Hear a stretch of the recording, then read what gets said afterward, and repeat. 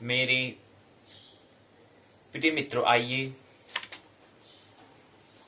14 जनवरी 2021 भूमंच ज्योतिष पाठशाला बीजेपी स्वाध्याय दिवस 110-14वां ज्योतिष के 14वें दिवस में, ज्योतिष पाठ के 14वें दिवस में आइए प्रवेश करें। उससे पहले सर्वप्रथम सूर्योदय 7:07 में, अस्त होगा 17:35 में।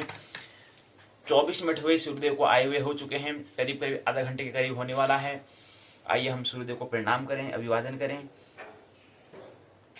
स्थानीय समय 24 मिनट हो चुका है। एक बजना प्रारंभ हो चुका है। 24 मिनट मतलब 1 बजना प्रारंभ शुरू हो चुका है।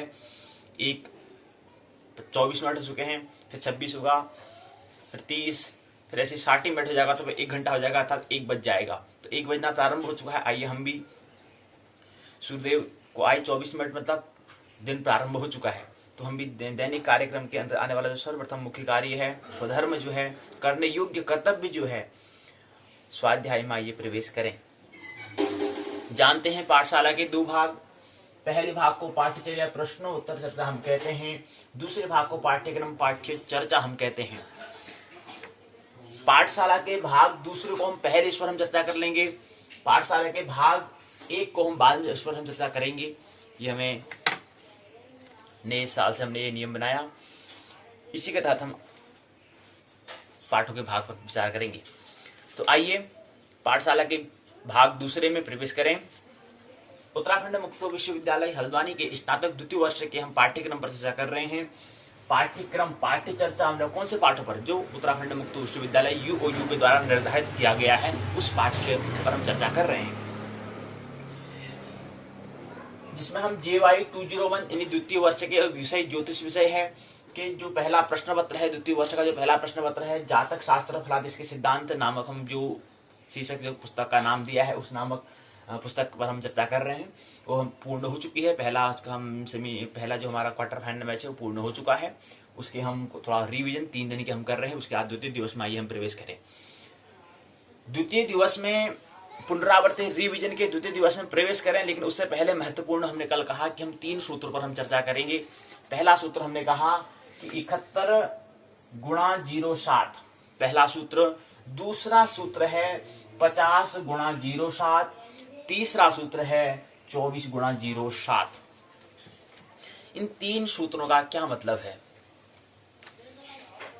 71 का मतलब क्या है, 7 का मतलब क्या है पहले सूत्र में, दूसरे सूत्र में 50, फिर उसके गुणा कर रखा है 7, 07, इसका मतलब क्या हुआ। फिर 24 है, 24 के आगे 07 लिखा है, इसका क्या मतलब है। इसे क्या 7 क्यों लिखा है, 71 क्यों लिखा है, 8 क्यों नहीं लिखा, 7 ही क्यों लिखा है, इसको आइए समझें हम।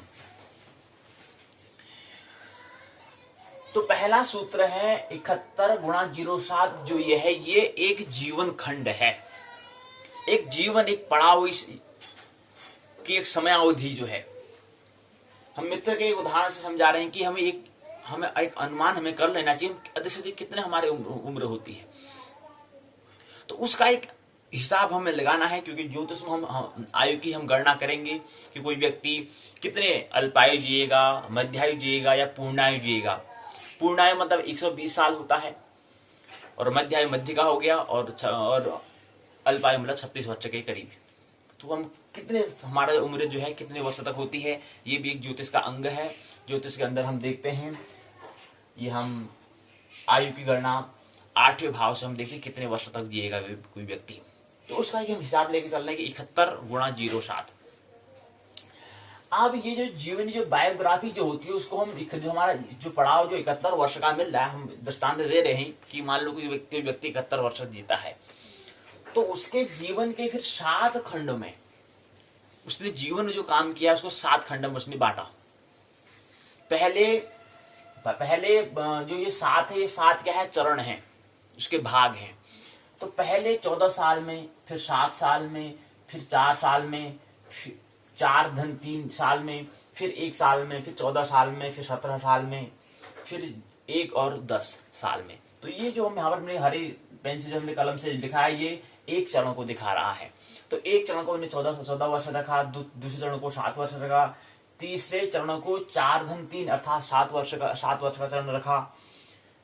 फिर चौथे में 1 वर्ष का, फिर 5वें में 14 वर्ष का, फिर छठे में 17 वर्ष का, फिर 7वें में 1-10। इस तरह से हमने 7 चरणों में इसको रखा। तो ये पहला सूत्र है। हमने कहा कि वर्णाश्रम को हमने समझना चाहिए कि वर्णाश्रम, वर्ण धन आश्रम। आश्रम मन होता है जीवन के 4 खंड करना, जीवन को विभाजन करना। जीवन में 4 खंड, एक ऐसा समय बताओ, एक ऐसा कालखंड कि इस समय मेरे को ये वाला काम करना है, इसमें ये वाला काम करना है, इसमें ये वाला काम करना है, इस समय ये वाला काम हमें करना है। कहने का मतलब है तैयारी के लिए सबसे पहले हमें, जो हम आश्रम की बात करते हैं, कि आश्रम में सबसे पहले आता है ब्रह्मचर्य। ब्रह्मचर्य, ब्रह्म मतलब जो अप्रकट है, जो हमें अगोचर है, जो हमें दिखाई नहीं दे रहा है, लेकिन जिस पर जो गोचर हो रहा है, जिस पर गोचर टिका है, उसमें पीछे अगोचर छुपा पड़ा है, जिसको हम प्रकृति कहते हैं। प्रकृति किस पर? ब्रह्म के तल पर। जो पहिया घूमता है, वो पहिया किस पर घूम रहा है? किसी कील पर घूम रहा है। पृथ्वी जो घूम रही है, किसी अपनी कील पर घूम रही है। तो जो स्थिर है, लेकिन पृथ्वी तो घूम रही है। तो जो अचर है, जो घूमता नहीं है, जहां परिवर्तन नहीं होता है, उसको हम ब्रह्म कहते हैं। तो ब्रह्मचर्य मतलब होता है ढंग, चर्या, वैसा ढंग, जैसे ब्रह्म, जैसे अगोचर का ढंग तथा जीवन जीना। तो पहले जीवन का हमने जो खंड हमने कहा कि 4 खंड में पहला खंड आता है ब्रह्मचर्य, वो 25 वर्ष कहा। दूसरा गृहस्थ। अब हम अगर को 25 खंडों में रखेंगे तो 100 साल जाएगा, 25 को 100, और 100 साल तक की उम्र कोई अधिक, कोई बिरले, कोई कम ही लोग जी पाते हैं। तो उसकी फिर अपने ढंग से इसको विभाजन करना है, खंड करना है, उसका भाग करना है। तो हमने कहा कि जो अब ब्रह्मचर्य में हम कोई कटौती नहीं कर सकते हैं। ब्रह्मचर्य में कम से कम 25 वर्ष रखते हैं। उसमें से हम कोई इसको 25 से 21, 10 हम नहीं कर सकते हैं। वो 25 वर्ष होता ही है उसका, वो अनुभव लेना अनिवार्य है। 25 वर्ष अनुभव लेना अनिवार्य है हमारी दृष्टि के हिसाब से, हमें ये लगता है। बाकी अपनी दृष्टि अपनी मानने की, कोई धारण करने की आवश्यकता नहीं है। तो हमारी दृष्टि में ब्रह्मचर्य में 25 साल तो होने ही चाहिए, पहले वो अनुभव। फिर दूसरा आता है गृहस्थ। गृहस्थ में भी 25 हम कह रहे हैं अपनी दृष्टि अनुसार 25 वर्ष होने चाहिए। उसके बाद जो तीसरा जो आश्रम है वह है वानप्रस्थ। वानप्रस्थ में 10-1 11 वर्ष की हम बात करते हैं, और सन्यास के लिए 10 वर्ष। और इन सभी का अगर योग करें, 25-25 गुना 50 हुआ, फिर 10 करा, फिर 10 करा, यानी कि 20 हुआ, फिर 1 करा तो 21 हुआ, तो 50, 60, 70, 71। इस वर्ष हमने कहा कि ऐसे 71 बनाइए। तो 71 ऐसा बना। 71 एक जीवन हमने माना कि इतना जीवन का हमें समय यदि मिला है, तो इसको भी इतने 4 खंडों में इसको विभाजन हमें करना है। इस खंड में पहले मेरे को ये करना है, दूसरे खंड में ये करना है, तीसरे खंड में ये करना है, चौथे खंड में मेरे को ये काम करना है। अब क्या होता है वर्णाश्रम में? आश्रम में क्या है?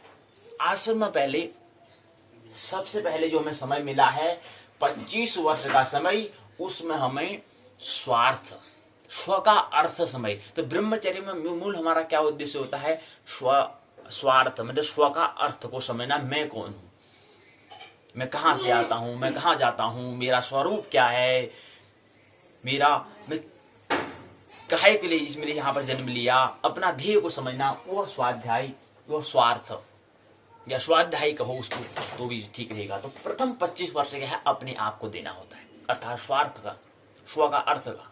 जो स्वार्थ हम कहते हैं, स्वार्थ सबकी दृष्टि अलग अलग है, लेकिन यहाँ पर स्वार्थ मतलब स्व का अर्थ समझना। स्वार्थी हम शब्द कहते हैं। स्वार्थी का मतलब होता है कि जो अपने ही आप में रहे, दूसरे को ही लेना देनी।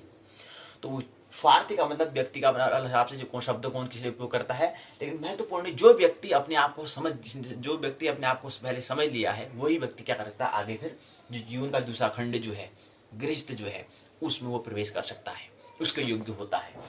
तो पहले अपने आप में रमण, पहले अपने आप को आनंदित, पहले अपने आप में रसो वैसो, पहले अपना जीवन क्या बनाना है, हमें आनंद पूर्वक बनाना है। लेकिन वो कब? उसके लिए समय कितना चाहिए? उसके लिए समय आप पहले हमें विभाजन करना चाहिए। अब हम ब्रह्मचर्य हमारा आश्रम हमारा है, यानी कि इस समय हम कहाँ समय दे रहे? दूसरों के लग रहे हैं, भाई दूसरों लगे गप्पे सप्पों में लगे, टाइम व्यतीत कर रहे हैं, उससे कुछ प्रयोजन होने वाला नहीं है। महत्वपूर्ण है अपने आप को पहले समझना, तो 25 वर्ष, और जिस व्यक्ति ने अपने आप को समझा, जिस व्यक्ति ने अपने आप में आत्मरमण करना सीखा, एकांत में ध्यानस्थ करना सीखा, भजन कीर्तन करना सीखा, ये आनंद, ये रस लेना जिसने सीख लिया है 25 वर्ष में, तो आगे फिर गृहस्थ में उसको कोई दिक्कत परेशानी नहीं आती है प्राथमिक चरण, क्योंकि उसने स्वार्थ समझ लिया है। बुद्ध का एक प्रसिद्ध वचन है, उल्लेख करना अनिवार्य है, कि 100 साल उत्पत्ति और विनाश के दर्शन किए बिना 100 साल जीना, उत्पत्ति और विनाश के दर्शन किए बिना 100 साल जीना, उत्पत्ति और विनाश के दर्शन का एक दिन जीना श्रेष्ठ है, उत्तम है। एक दिन अगर हम इस पड़ाव में भी अगर एक दिन का हमें, अगर एक दिन में हमको जीने का अवसर मिल रहा है, तो एक दिन में ही अगर हमने उत्पत्ति, हम कहां से आते हैं, कहां जाते हैं, क्या है ये ब्रह्म, क्या है ये अप्रगट, क्या है ये प्रकृति के रहस्य अनजान, इसको, ये मैं कहां से आता हूं, मैं कौन हूं, ये जिसने कर लिया, धर्म में क्रांति, धर्म को जिसने समझ लिया, अध्यात्म को जिसने समझ लिया, जो हम ब्रह्म कह रहे हैं, ब्रह्म का मतलब होता है कि अध्यात्म के तौर पर जो है, जहां पर अध्यात्म की हम बात करते हैं, तो वो जिसने जान लिया, वो व्यक्ति एक दिन ही जिया, लेकिन श्रेष्ठ है बजाय 100 साल जीने की। 100 साल मिला, लेकिन हमें उत्पत्ति विनाश का दर्शन ही नहीं किया, फिर जो जी रहे भाई, जी रहे भाई, धक्का जी रो, और ख्याल रहे हम जी रहे हैं, हम परवश हम जी रहे हैं। हाँ, किसी व्यक्ति का क्या हो रहा है, अरे जी रहे हैं यार, काट रहे हैं, जिंदगी को कट रही है, ये पर्पस से हम अपने, हमारे कर्म ऐसे हैं कि कर्म से हमारा जीवन में आए हैं, तो फिर यहाँ हमें जन्म लेना पड़ा, तो पर्पस हम जी रहे हैं। जीवन कोई किसी व्यक्ति से पूछने, कोई व्यक्ति से अगर पूछे कि क्या चल रहा है, कैसा चल रहा है, तो मस्त चल रहा है, बड़ा आनंद चल रहा है, कभी कोई व्यक्ति से हम सुनने में नहीं आता है, बस हाँ जी रहे हैं यार, 1-2 साल और जिएंगे, कहाँ जाएगा भाई, काट लेंगे, कटी रही जिंदगी, कटी जाएगी, काहे की दिक्कत, लेकिन कभी आनंद की बात नहीं आती, आनंद तो शब्द ही रह गया।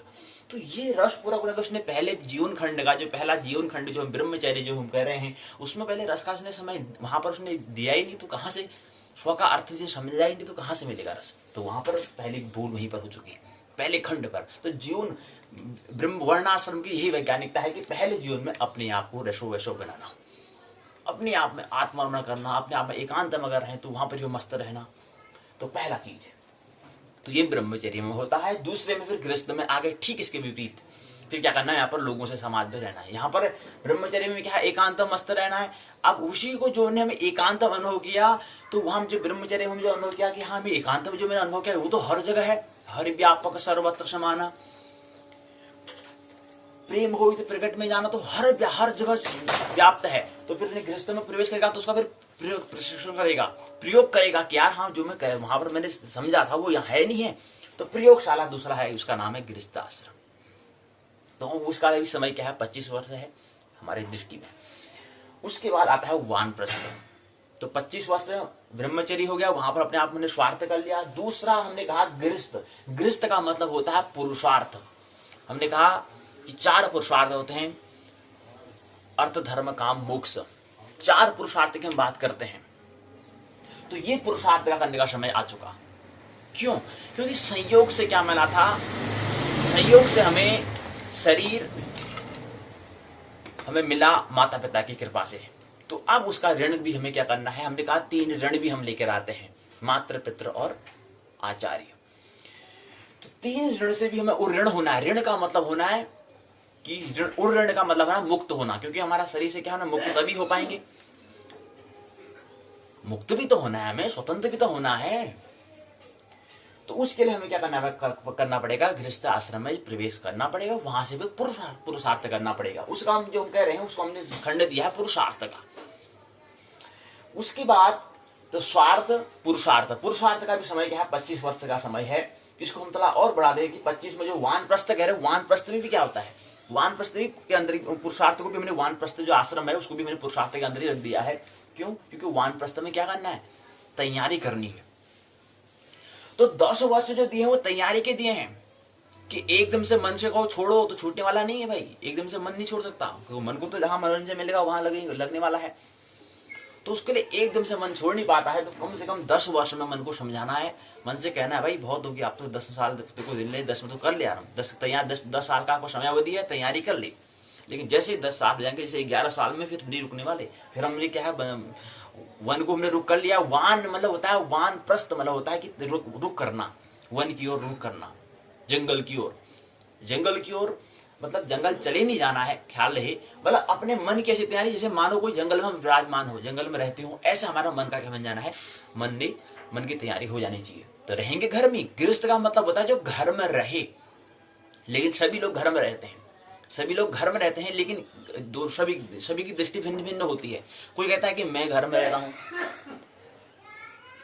एक ये कहता है कि घर में मैं रहता हूं। तो रहेंगे घर में। गृहस्थ का मतलब होता है जो रहे घर में। मैं घर में नहीं, मेरा घर नहीं। यानी कि मैं का मतलब जो माया, जो मोह, जो मन का जो रुग्णता है, वो दो दृष्टि हो सकती है, एक रुग्णता, एक स्वास्थ्य। तो दो दृष्टि होती है। तो ये व्यक्ति कहता है कि घर, हाँ मैं घर में रहता हूँ, यानी घर एक साधन है, एक पड़ाव है, कुछ समय रहना है फिर चले जाएंगे। तो वो कहता है कि घर में रहता हूँ। अब ऐसे ही फिर एक तल आता है मैं पर, शरीर पर, कि मैं शरीर में हूं, मैं हूं कुछ। उसी का नाम है घमंड, उसी का नाम है अहंकार। लेकिन जैसे उसका ख्याल आता है फिर उससे हम अभिमान आता है, उसका जैसे सुना जाता है। तो ये मैं हम जो कह रहे हैं, तो ये दो दृष्टि होती है। गृहस्थ मतलब जो घर में रहे, लेकिन दोनों की दृष्टि भिन्न भिन्न हो सकती है। 3 दृष्टि हो सकती है। पहला हमने कहा कि एक व्यक्ति कहता है कि हाँ मैं घर में रहता हूं, मेरा घर है, इतने लाख का बना, इतना हुआ। तो एक तो कहता है कि ये है, ये रुग्णता का है, ये मन भी, मन अस्वस्थ है, रुग्ण है, इसकी चिकित्सा होनी चाहिए, इसका उपचार, ट्रीटमेंट होना चाहिए, इलाज होना चाहिए, थेरेपी होनी चाहिए। एक कहता है कि हाँ घर में रहता हूं, एक कहता है कि हाँ, एक तो घर से हो गया। घर के बाद कहता है कि मैं हूं, घर में रहता है, तो घर में घर है, घर में रहता हूं, लेकिन मैं घर में रहता हूं, मेरा घर है और मैं घर में रहता हूं। तो ये दूसरी दृष्टि, इनकी घर हो गया, घर के बाद फिर अपना मैं लाता है। फिर एक तीसरी दृष्टि होती है कि घर में रहता हूं, मैं का सवाल ही नहीं है। यानी कि मैं मतलब समझ लो कि क्या है, वह ईगो को, अहंकार को जन्म देता है। वो ईगो को देता है कि वो कहता है कि हाँ मैं, इनकी माया, इनकी मोह, इनकी ममता, जो हम कह रहे हैं कि जो मन का स्वास्थ्य को प्रकट करता है, इसलिए कहता है मैं रहता हूं। तीसरी दृष्टि। चौथी दृष्टि क्या होती है, जिसका दर्शन हो जाता है, उसको फिर ब्रह्म जगत की बात कहें तो वहां पर कहता है कि यहाँ पर केवल दर्शन, हाँ रह रहे हैं, एक पड़ाव जैसा है। तो 4 दृष्टि हो सकती है। वो 4 दृष्टि क्या है, प्रकृति के पहले 3 गुण है और चौथा में ब्रह्म जगत आता है, इसलिए 4 दृष्टि हो सकती है। तो ये हमने कहा। तो ये करना है, एकदम से मन फिर छोड़ेगा नहीं, उसके लिए तैयारी करना है कि हाँ ठीक है, इतने वर्ष रहना है तो तैयार हो जाना भाई, फिर निकलना है। जैसे हम कहीं यात्रा करने के लिए जाते हैं तो पहले से तैयारी करना प्रारंभ कर देते हैं। तो ऐसी हमारे मनस की तैयारी क्या हो जाए, वानप्रस्थ में हो जाए। वानप्रस्थ मतलब वन के लिए हमारा रुख हो जाए। प्रस्थ मतलब होता है प्रस्थान। ये प्रस्थ जो है प्रस्थान शब्द से मिलकर बना हुआ है। प्रस्थान मतलब चले जाना। तो प्रस्थ, वान मतलब वन के लिए प्रस्थ करना, वन के लिए प्रस्थान करना। अब वन के लिए जंगल चले नहीं जाना है, ख्याल नहीं, ऐसा नहीं है। ऋषि मनीषी लोग चले गए थे, यहाँ पर जाने की आवश्यकता नहीं है। तो वो, लेकिन हमारे मन की तैयारी की, मन के तल पर बात है कि मन को ऐसा, मन जैसे जंगल में रहते वैसे हमें मन का तैयार हो जाना चाहिए। तो वानप्रस्थ में ये करना है। जैसे वानप्रस्थ जाता है उसके बाद ठीक जो हमारा समय, हमने कहा कि वानप्रस्थ में एक समय हमने 11 वर्ष कहा, 10 दिन 1 कहा। उसके बाद 14 आता है संन्यास। संन्यास का मतलब क्या है, संन्यास का जन्म कहां से होगा। संन्यास का जन्म स्वार्थ के बाद पुरुषार्थ, और पुरुषार्थ के बाद संन्यास का मतलब हमने उसका नाम दिया परमार्थ। तो 3 बातें होती हैं। स्वार्थ भले, जो हमारा पहला जो जीवन का हमने 4 खंड को बांटे, इसमें 25 वर्ष हमने स्वार्थ का समय कहा। उसके बाद 25, 10, 35, 36 वर्ष का हमने पुरुषार्थ का समय कहा। और उसके बाद जो हमारा 10 वर्ष है वो परमार्थ का है। तो परमार्थ का परम अर्थ जो है, अब संन्यास का मतलब क्या है, संन्यास का मतलब परमार्थ करना है। अब तो अपने के लिए कुछ नहीं, अब तो दे देना है। जितना भी मैंने स्वार्थ किया था 25 वर्ष, जितना भी मैंने 36 वर्ष पुरुषार्थ किया था, अब उससे भी आगे क्या होता है, परमार्थ होता है। सौंप देना, जो भी मैंने अनुभव किया पूरा सौंप दो। अब पहले कुछ सीमा तक पुरुषार्थ में कुछ अपने रिश्तेदारों तक हम बांट रहे थे, लेकिन अब परमार्थ में पूरा ही परम कर देना है। पूरे जितना लोग को क्या करना है, बांट देना है, जो अनुभव किया, जो साझा किया। और संन्यास का जन्म के लिए, संन्यास के लिए क्या बातें हैं, संन्यास के लिए पहली महत्वपूर्ण बात समझ, संन्यास के लिए अंडरस्टैंडिंग, और दूसरा संन्यास के लिए अनुभव, एक्सपीरियंस। 2 चीजों की आवश्यकता होती है। और अनुभव के लिए हमें 2 बातें हमारे ख्याल रखनी होती है। एक होता है आचरण। अनुभव जो बनता है, जो किससे बनता है, अनुभव क्या है, विज्ञान के तल पर, साइंस के तल पर है, लेकिन उससे पहले हमें दो तल पर, यानी कि अनुभूति अर्थात हृदय के तल पर, और उसके बाद अनुभूति हमने करा, हमें फीलिंग करा, फिर उसका हमने आचरण में लाई। तो आचरण धन अनुभूति के योग को ही हम अनुभव कहते हैं, ये ख्याल रहे। तो पहले हमने आचरण में लाए, पहले हमें अनुभूति हुई, उसको फिर आचरण में लाए, दोनों का योग से क्या बना, अनुभव बना। तो कहने का मतलब है संन्यास कोई मामूली सी बात नहीं है, उसके लिए समझ की अर्थात अंडरस्टैंडिंग की और एक्सपीरियंस की, अनुभव की बात है। कोई वस्त्र पहनने से, कोई चीज पहनने से कोई सन्यासी नहीं हो जाता, ख्याल रही। सहयोगी है, लेकिन उससे पहले महत्वपूर्ण अपना अंतस और आचरण, और अंतस से भी एक समझ होनी चाहिए। किसी व्यक्ति से कह रहे कि हाँ मैं वाकई में सन्यासी हूँ, सन्यासी मैंने लिए संन्यास आश्रम में प्रवेश कर लिया है, तो किसी व्यक्ति को उसको बताए भी हाँ इसमें अनुभव ये है, मैं ऐसे ही नहीं बनाऊं, बाकी में इसमें मेरा एक चरण था, एक पड़ाव था, उस पड़ाव को प्राप्त करके, यानी कि मैं पहले ब्रह्मचर्य में था तो मेरी वहां से अनुभव कुछ लिया, फिर गृहस्थ में पहुंचा, फिर वहां प्रश्न में होता है, मैं आप संन्यास में वाकई में समझ रहा हूँ, क्योंकि वहां संन्यास के बाद क्या, फिर आगे इस पड़ाव से विदाई का समय आ रहा है, तो मैं तैयार हूं, तो जीत लिया। तो संन्यास की बात समझ की और अनुभव की बात है। तो ये पहला सूत्र हमने कहा 71 गुणा 07, इसको हमने 7 चरणों में हमने बांटा। अब इसी जो 71 गुणा 07 को हम बायोग्राफी जीवनी में हम 7 चरणों में इसको रखेंगे। अगर किसी व्यक्ति की जीवनी अगर लिखनी है, बायोग्राफी अगर करनी है, तो उसको 7 चरणों में लिखने का प्रयास, कि पहले 14 वर्षों में क्या किया, फिर दूसरे 7 वर्षों में क्या किया, फिर आगे 4 धन 3, फिर 7 वर्षों में क्या किया, फिर चौथे में 1 वर्ष क्या किया, फिर 14 वर्ष क्या किया, फिर 17 वर्ष क्या किया, फिर 1 धन 11 वर्ष आपने क्या किया।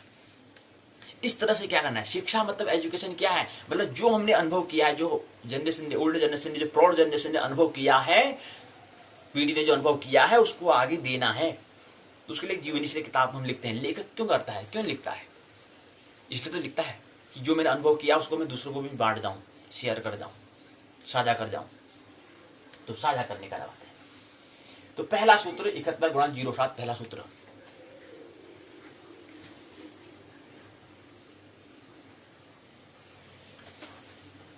दूसरा सूत्र आता है, तो पहला सूत्र समझ लिया।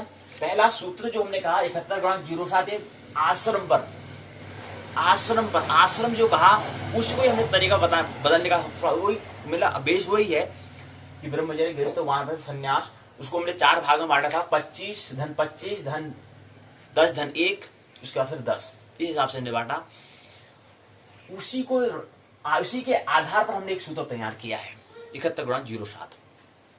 तो पहला सूत्र, और उसको हमने 3 भाग किए, स्वार्थ, पुरुषार्थ और परमार्थ, यानी कि 25 वर्ष स्वार्थ, 36 वर्ष पुरुषार्थ और 10 वर्ष परमार्थ करो। फिर उस बात को केवल इसी, अब स्वार्थ, पुरुषार्थ और परमार्थ में क्या अंतर है, क्या भेद है।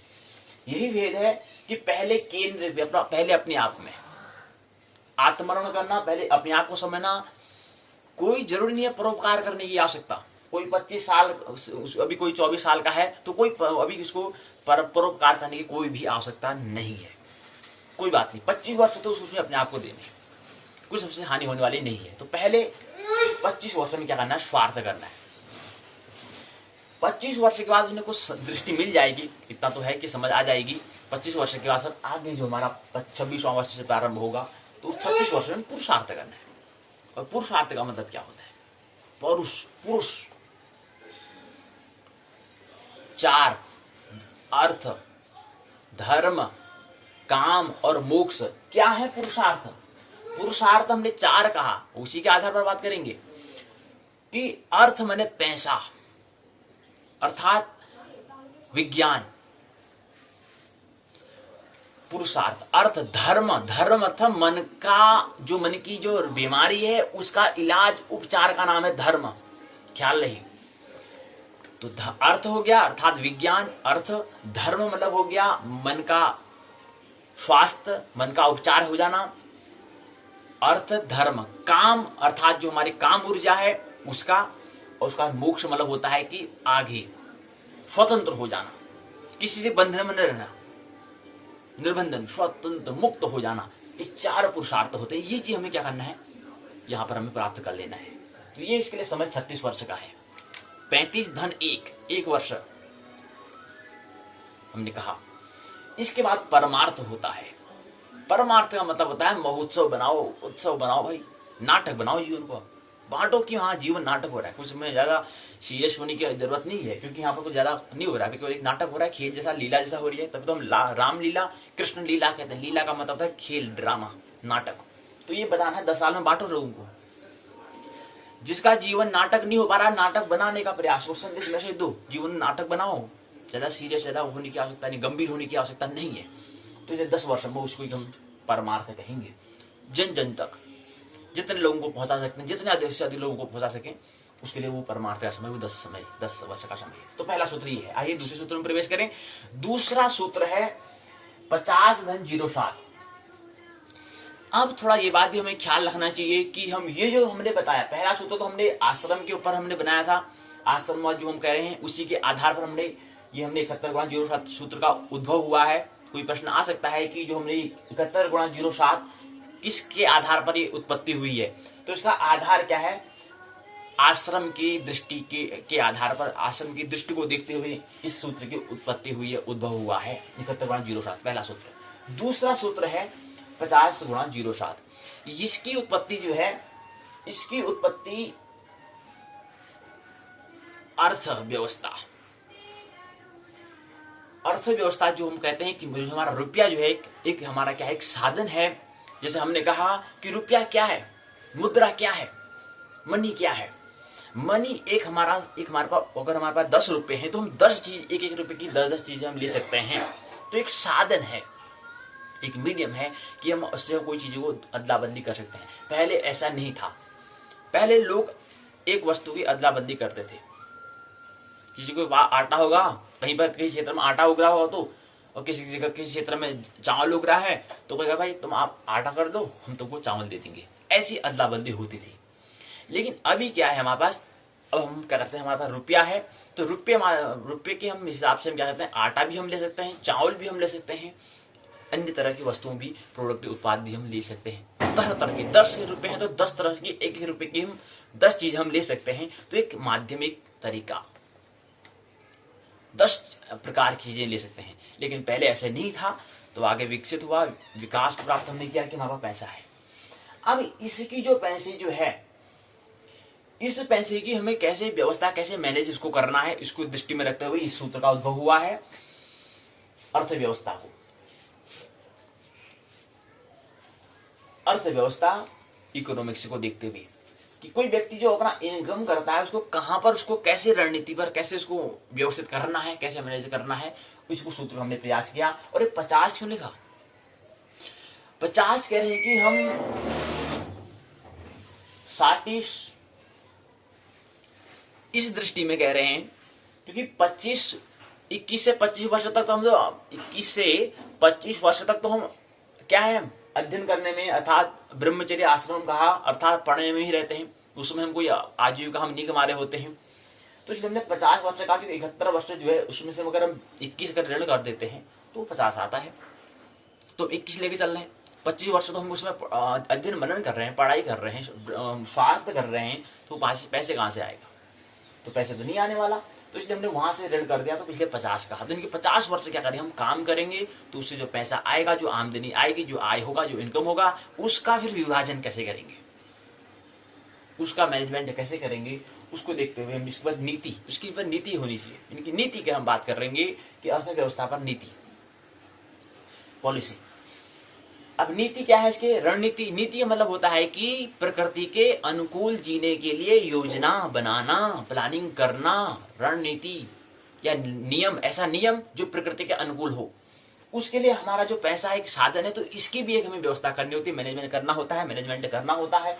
मैनेजर, आपने नाम सुना होगा, मैनेजर जो मैनेजर जो व्यवस्थित करना, व्यवस्थापक जो व्यवस्थित करने वाला का जो काम करें।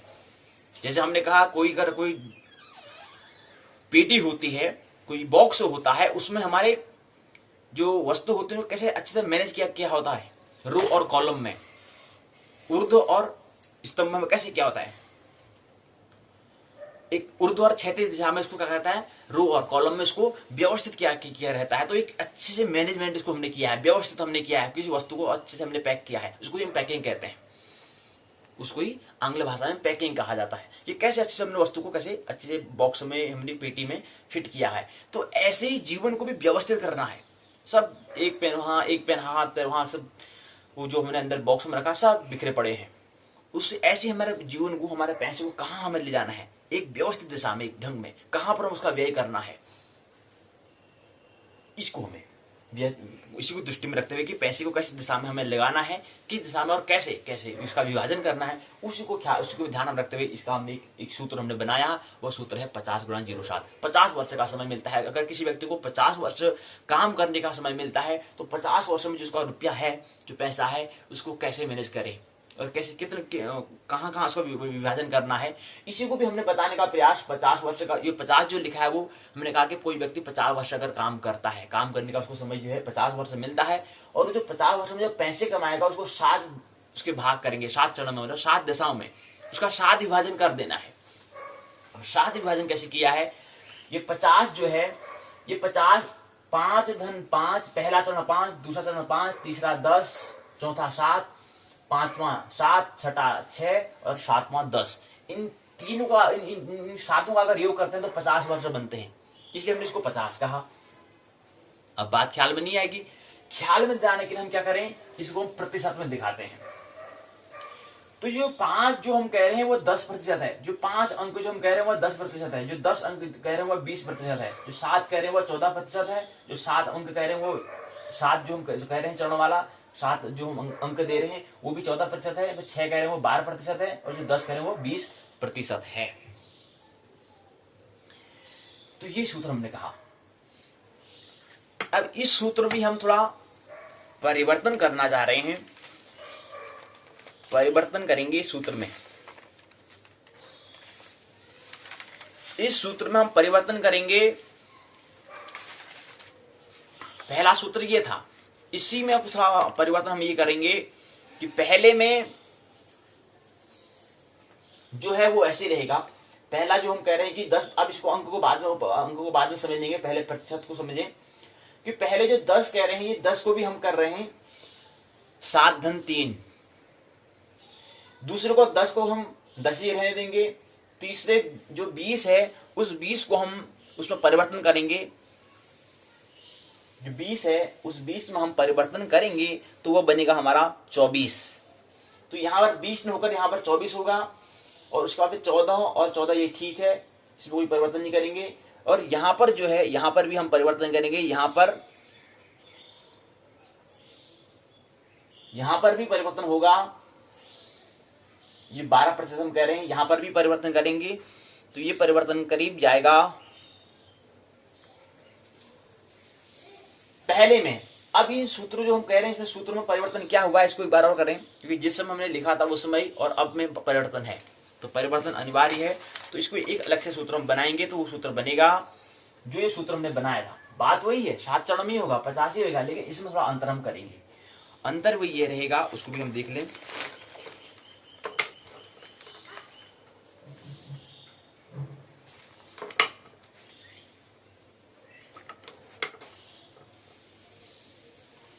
पहला का जो हम 10 कह रहे थे वो हो जाएगा 7। दूसरे का 10 जो हम कह रहे हैं वो 10 ही रहेगा, इसमें कोई अंतर नहीं है, 10 का 10 ही रहेगा। पहले का 7 हो जाएगा, पहले का 7, दूसरे में 10 ही रहेगा, तीसरे में 14 वो भी ठीक है, इनकी 14 ये वाला, इनकी ये भी ऐसे रहेगा और ये भी ऐसे रहेगा। उसके बाद फिर अगले में 17 हो जाएगा, 17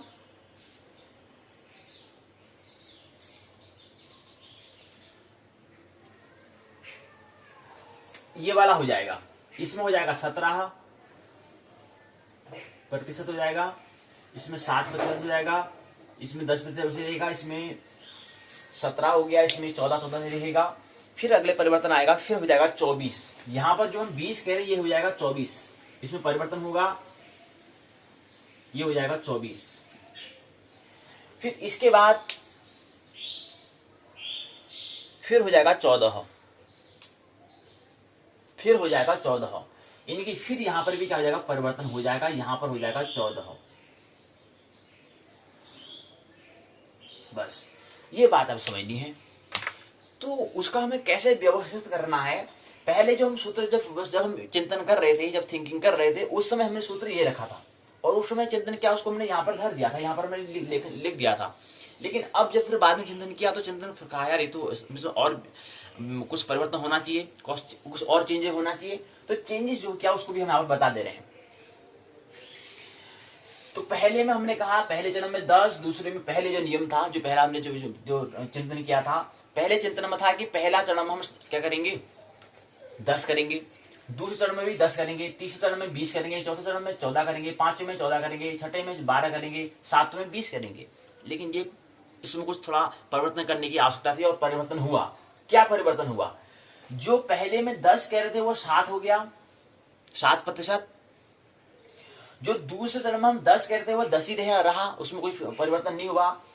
जो हम तीसरे चरण में 20 कह रहे थे वो 24 हो गया, 24%।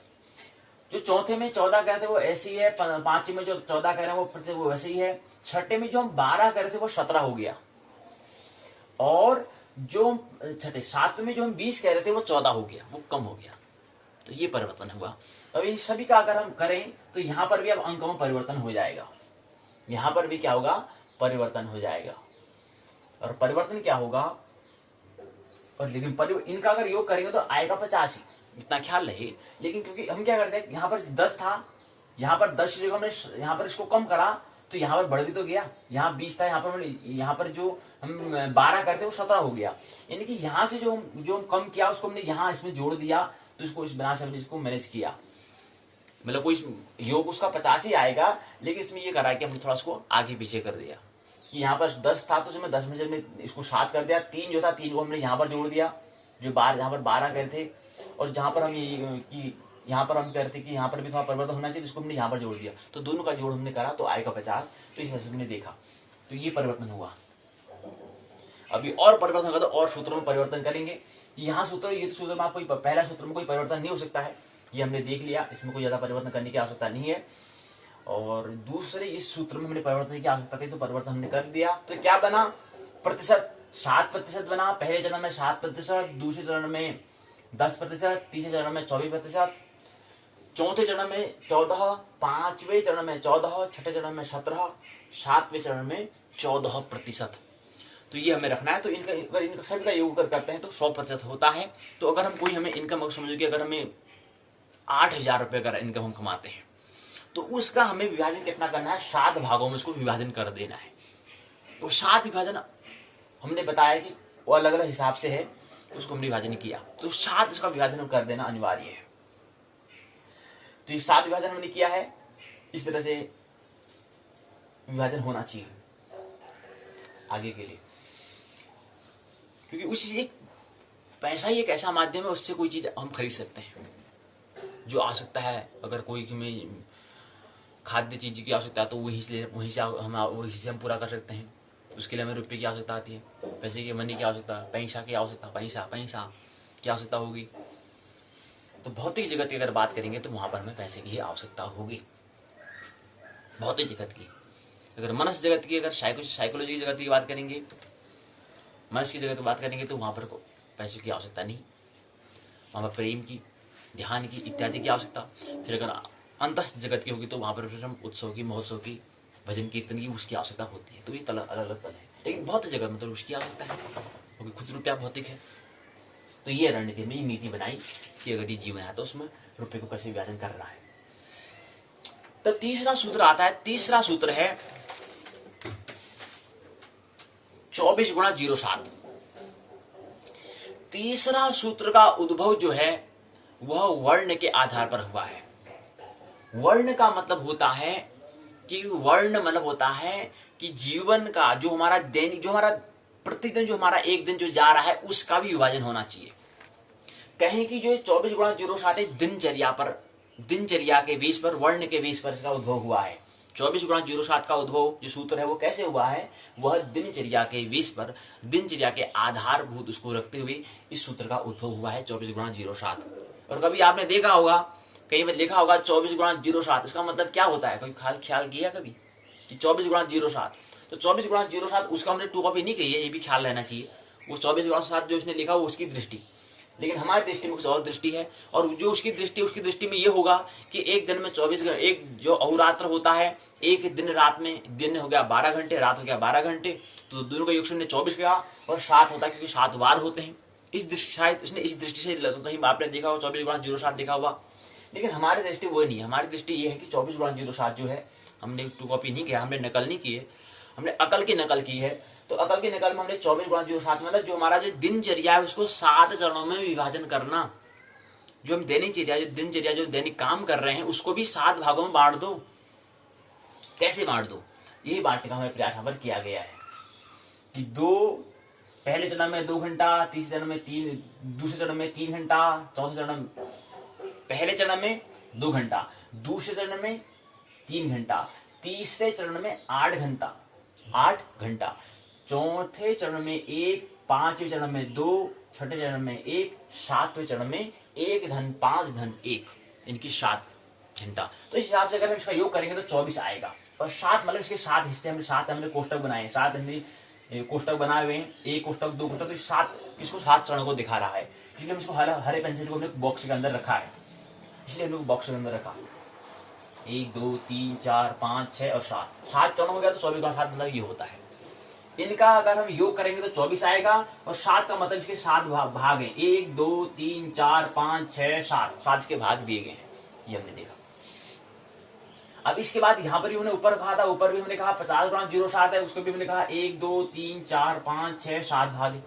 और 7 भाग में जो दिया है, जो अंक हमने दिया है, लेकिन इसको अंक का मैंने, ये जो 5 जो दिखा रहा है वो उसको 7% को दिखा रहा है। ये 5 अंक जो है, जो 5 अंक जो लिखा है वो हमें 10% को दिखा रहा है। ये 10 अंक जो लिखा है वो 24% को दिखा रहा है। ये 7 अंक जो है वो 14% को दिखा रहा है। ये 7 अंक जो है वो 14% को दिखा रहा है। ये 6 अंक जो है 17% को दिखा रहा है। 10 जो है वह 14% को दिखा रहा है। हालांकि पहले क्या दिखा रहा था, पहले ये 5 10 को दिखा रहा था, ये 5 10 को दिखा रहा था, ये 10 20 को दिखा रहा था, ये 7 14 को दिखा रहा था, ये 7 14 को दिखा रहा था, ये 6 12 को दिखा रहा था, ये 10 20 को दिखा रहा था। मतलब पहले क्या था, पहले मतलब जो 10 था उसका ठीक आधा हो जा रहा था, यानी कि जो 5 था उसका दुगना था। लेकिन अब यहाँ पर ऐसा नहीं है, परिवर्तन हो रहा है। परिवर्तन क्या है, जो 5 जो दिखा रहा है वो किसको दिखा रहा है, 7 को दिखा रहा है, 7% को दिखा रहा है। और ये दूसरा जो 5 दूसरा जो चरण है जो उसको बॉक्स के अंदर डाला है, ये हमारा 10% को दिखाता है। तीसरा हमारा 24% को दिखाता है। चौथा हमारे 14% को, पांचवा भी 14% को, छठा 17% को दिखाता है। छठा 7 जो 10 लिखा है, जो 10 अंक जो लिखा है वो 14% को दिखाता है। तो ऐसे चार मैंने बताया कि 7 चरणों में बांटा है। 71 वर्ष 50 साल और 1 दिन। तो ये वर्ण के आधार पर हमने रखा। तो जीवन हमने कहा कि जो व्यक्ति का जो जीवन हो गया, एक पड़ाव पूरा समय हो गया। एक व्यक्ति का जो दैनिक जो दिनचर्या है उसका भी क्या है, विभाजन हो कि कौन से समय मेरे को कहां पर देना है, कौन से समय मेरे को कहां पर देना है, उसको ध्यान में रखते हुए ये सूत्र का क्या हुआ, उद्भव हुआ है। दिनचर्या डेली रूटीन जो है उसके आधार पर ही इसका उद्भव हुआ है सूत्र का। तो ये ख्याल रखें। तो ये पहले हम जानकारी हमने देखी, 2-3 कुछ जानकारी हम और लेंगे। एक जानकारी, महत्वपूर्ण जो जानकारी है उसको लेना अनिवार्य है कि हम शिक्षा लेते हैं तो शिक्षा का जो कितने हम एक वर्ष में, यानी कि पृथ्वी जो है सूर्य की एक परिक्रमा कर देती है 365 दिन, और हर चौथे वर्ष में एक दिन बढ़ जाता है, 6 घंटे कहें। तो ये जो 365 दिन प्लस 6 घंटे जो हम कह रहे हैं, इसको इस अंतर, ये एक साल के जो समय अवधि है, एक वर्ष में कितने दिन विद्यार्थियों को, कितने दिन शिक्षा, कितने दिन मतलब पढ़ाई करनी चाहिए। तो यहां पर कहते हैं कि 244 दिन या 244 दिन या 240 दिन पढ़ाई, एक वर्ष में कम से कम पढ़ाई जो करनी है वो 244 दिन, 240 से 244 दिन करनी है, जिसमें कहते हैं कि 48 दिन में जो छुट्टियां होती हैं वो ग्रीष्म और शीत जो अवकाश होते हैं 48 दिन का, 48 दिन वहां चले जाता है। 48 दिन यानी कि जिसमें ग्रीष्म ऋतु और शीत ऋतु जो है, शीतकालीन जो है, इन दोनों के योग से 48 दिन की छुट्टी तो अवकाश तो यहां हो जाते हैं। और शेष जो हम छुट्टी कह रहे हैं 73 और 77 दिन, वो छुट्टी होती हैं रविवार या कोई सार्वजनिक अवकाश के, उसके योग से हैं 77, 73 से 77 होते हैं। अलग दृष्टि होती है। अगर कोई गांव के क्षेत्र में, अगर कोई हिल में, कोई पहाड़ी क्षेत्र में, तो वहाँ अलग सीजन अलग थोड़ा परिवर्तन हो जाता है, वहाँ पर ऋतु का अलग है। और थोड़ा जो यहाँ पर शहर के क्षेत्र में जो है तो वहाँ पर भी थोड़ा ऋतु का अलग परिवर्तन है, तो इस हिसाब से समय ने विभाजन किया है। तो कम से कम कुल मिला के कहने का मतलब है, अब देखें कि जो हमारा 365 दिन होते हैं, 365 को अगर हम देखें 91, 91, 91, 91 अगर 4 योग करते हैं तो हमारा 394 होते हैं। एक दिन प्लस और कर लेंगे। जो 4 पहले जो हमारा जो एक वर्ष है उसको 4 भागों में बांट देने हैं, यानी कि 25%, 25%, 25%, 25% फीसदी हमको बांट देना है। तो 25 जो होता है वो 91 दिन आते हैं, 91 दिन आते हैं। तो 91 दिन, और अगर अब 91 दिन हम कह रहे हैं तो वो क्या है दिखा रहा है 3 महीने को, और 3 चको 12, यानी कि 3 महीने क्या कर सकते हैं हम अवकाश ले सकते हैं शिक्षा से, जो पढ़ने वाला विद्यार्थी है। शेष 9 महीने उसको पढ़ाई करनी होती है, अध्ययन करना होता है, ये अनिवार्य है। 3 महीने अवकाश, शेष 9 महीने क्या करना है, अध्ययन करना है, यानी कि 273 दिन पढ़ाई होनी चाहिए। जो यहाँ पर 244 दिन, 240 से 244 दिन दृष्टि में कहा है, वो दृष्टि यहाँ हम अखबार के उसके हम बता रहे हैं, लेकिन हमारी दृष्टि में 9 महीने अध्ययन करना चाहिए, 273 दिन। और 25% क्या करें, मस्ती अवकाश थोड़ा कर लो। 25% 273 दिन अर्थात 9 महीने क्या करना है, हमें स्वाध्याय करना है। और शेष 3 महीने जो हम कह रहे हैं अर्थात 91 दिन जो हम कह रहे हैं, उसमें हमें क्या करना है, महोत्सव करना है, उत्सव बना देना है। अवकाश का मतलब क्या होता है, कभी अवकाश रविवार आता है, कभी वो आ जाता है, कभी वो आ जाता है, तो वो महोत्सव बना लो उसको। क्योंकि जीवन में काम वो नहीं करेंगे, उस दिन हम क्या करेंगे, महोत्सव बनाएंगे, उत्सव बनाएंगे, जीवन को उत्सव बनाएंगे। काम बहुत हो गया, तो काम करने के लिए अगर वर्ष की बात करें तो 75% काम अर्थात 273 दिन, और 3 महीने अवकाश की बात करें तो वह उत्सव। स्वाध्याय की हम बात करें 273 और बाकी 3 महीने महोत्सव। तो 3 महीने जो होता है वह 91 दिन होते हैं। इसमें 91 अहोरात्र दिन रात होते हैं, 91 अहोरात्र होते हैं। और 75 की जो हम बात करते हैं उसमें 273 दिन होते हैं। और पहले 25 अगर भाग करें तो 25 में 91 दिन आते हैं। 91, 91, 91, 91 चारों को अगर योग करते हैं तो 100 बनता है, यानी कि 100% की हम बात करते हैं। 25, 25, 25, 25 की बात करें तो 25, 25, 25, 25 हो गया। 91, 91, 91, 91 तो 200, 394, 365 ना के 364 दिन आते हैं। तो धन एक किसी को हम किसी एक में रख देंगे तो 365 ऐसे साल होता है, तो ऐसे हमें व्यवस्था करनी चाहिए। तो ये हमने सूचना थी। बाकी से सूचना को हम कल की पाठशाला में जो सूचनाएं रह गई हैं उसको हम कल की पाठशाला में लेंगे।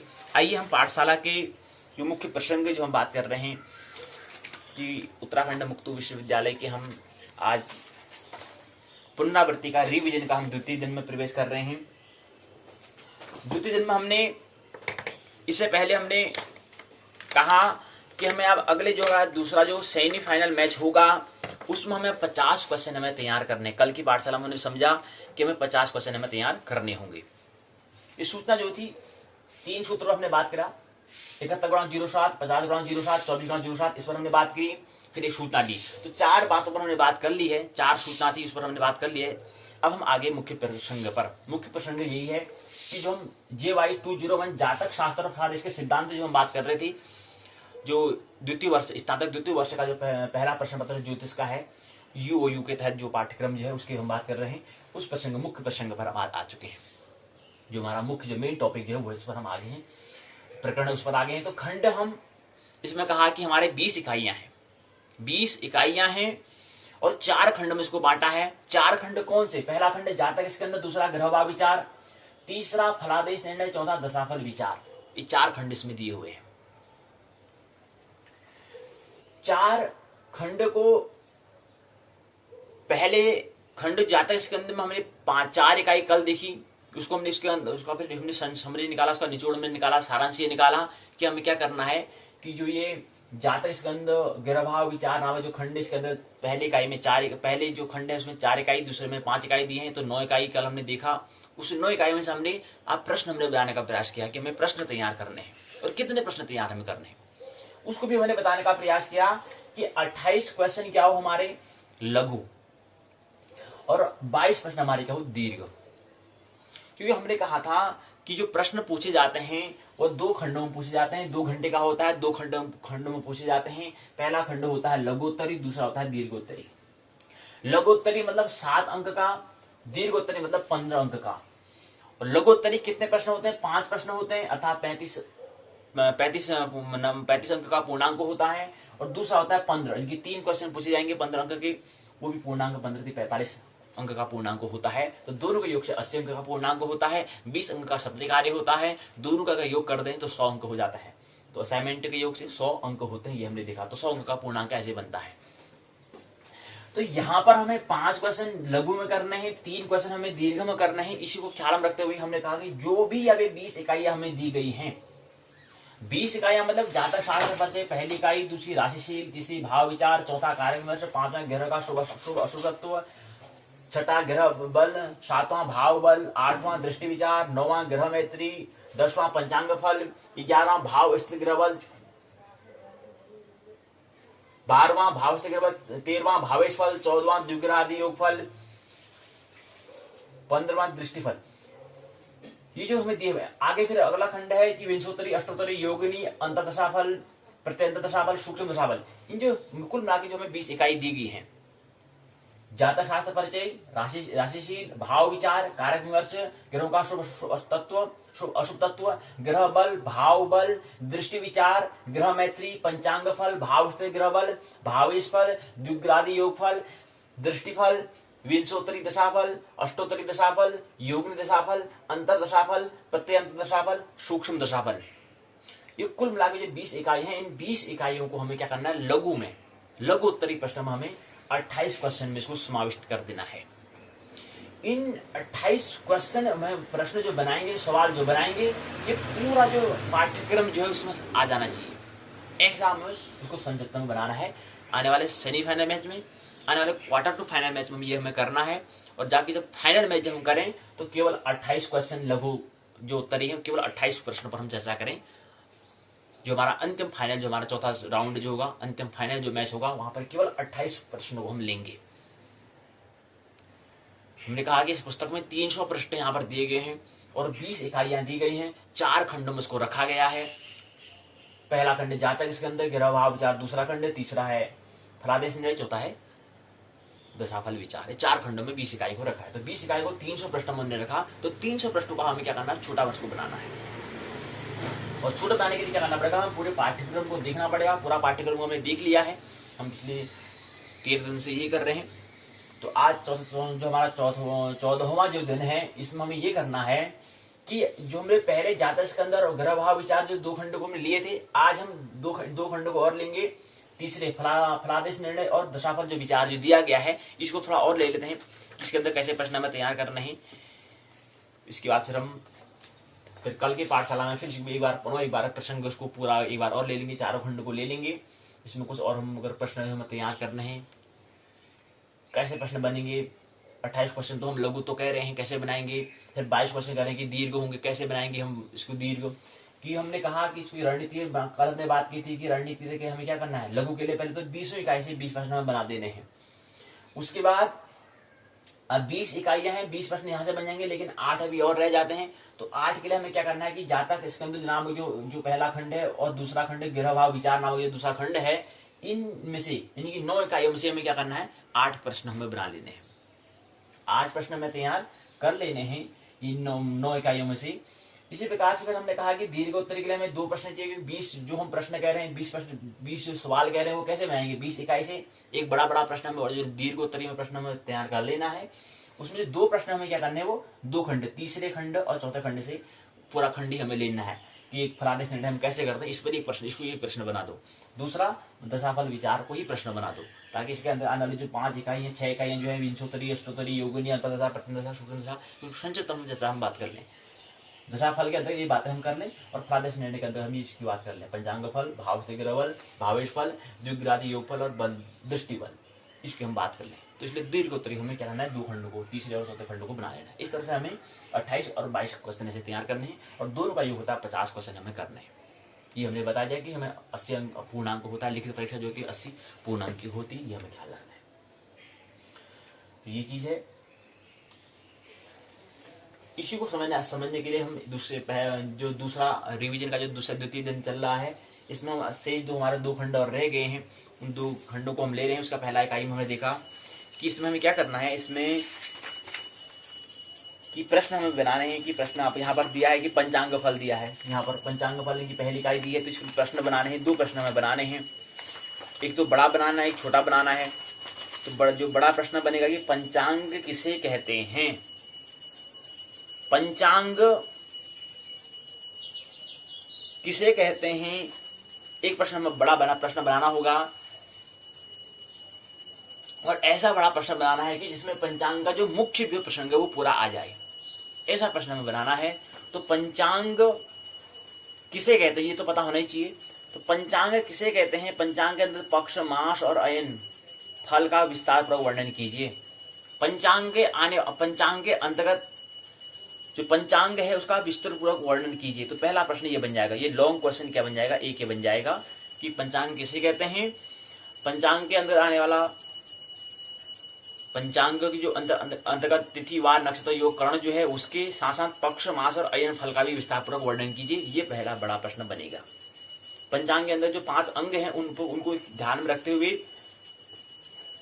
साथ साथ पक्ष और मास और अयन का विस्तार पूर्वक फल का जो फल होता है उसका वर्णन कीजिए, क्योंकि पंचांग फल यहाँ पर की हम बात कर रहे हैं। तो पहला प्रश्न ये बन जाएगा लॉन्ग। इसी तरह से हमें क्या है ना, छोटा प्रश्न भी हमें तैयार करने हैं। 2 प्रश्न में तैयार है, एक प्रश्न तैयार हमें करना होगा। पंचांग किसे कहते हैं, नक्षत्र फल, वार फल, बुध प्रश्न। तो छोटा प्रश्न ये बन जाएगा कि पंचांग पर टिप्पणी लिखिए, पंचांग पर टिप्पणी लिखिए, या पंचांग फल का वर्णन कीजिए। छोटा क्वेश्चन यहीं से बन जाएगा, ये भी शॉर्ट क्वेश्चन यहीं से बन जाएगा कि पंचांग फल का वर्णन कीजिए बस। और जबकि बड़े में क्या पूछा, पंचांग किसे कहते हैं, पंचांग के अंतर्गत आने वाले 5 अंगों तथा पक्ष और मास और अयन फल का विस्तार पूर्वक वर्णन कीजिए। तो पहला प्रश्न तो ये बन गया, लॉन्ग क्वेश्चन। छोटा क्वेश्चन क्या बनेगा, शॉर्ट क्वेश्चन क्या बनेगा, पंचांग फल का वर्णन कीजिए। ये छोटा क्वेश्चन बन गया, प्रश्न बन गया, सवाल बन गया, इसका हमें जवाब देना है। तो इसी क्रम में दूसरे इकाई में प्रवेश करेंगे। दूसरी इकाई का नाम है भावस्थित ग्रह फल। भाव में मौजूद जो ग्रह है उनका फल क्या होता है, इसमें भी हमें क्या बनाना है, इसमें भी हमें 2 प्रश्न बनाने, एक बड़ा दीर्घ एक लघु। तो इसके लिए हमें क्या करना पड़ेगा, इसके लिए हमें पाठ्यक्रम मुझे दिया है उसको ध्यान रखते हुए बनाना होगा हमें प्रश्न। अब पाठ्यक्रम में प्रस्तावना उद्देश्य दिया, फिर भाव से गिरफल के बारे में बताया, फिर भाव के बारे में पूरा बताया गया है, इसमें पूरी भाव के बारे में बताया, 12 भाव होते हैं उसके बारे में यहाँ पे बताया गया है। फिर गिरह सप्तम भाव में गिरफल, तो पूरे भाव के 12 भाव के बारे में बताया गया है। तो एक बड़ा प्रश्न ये बन जाएगा कि भाव स्थित गिरफल जो इकाई दी है इसमें प्रश्न बन जाएगा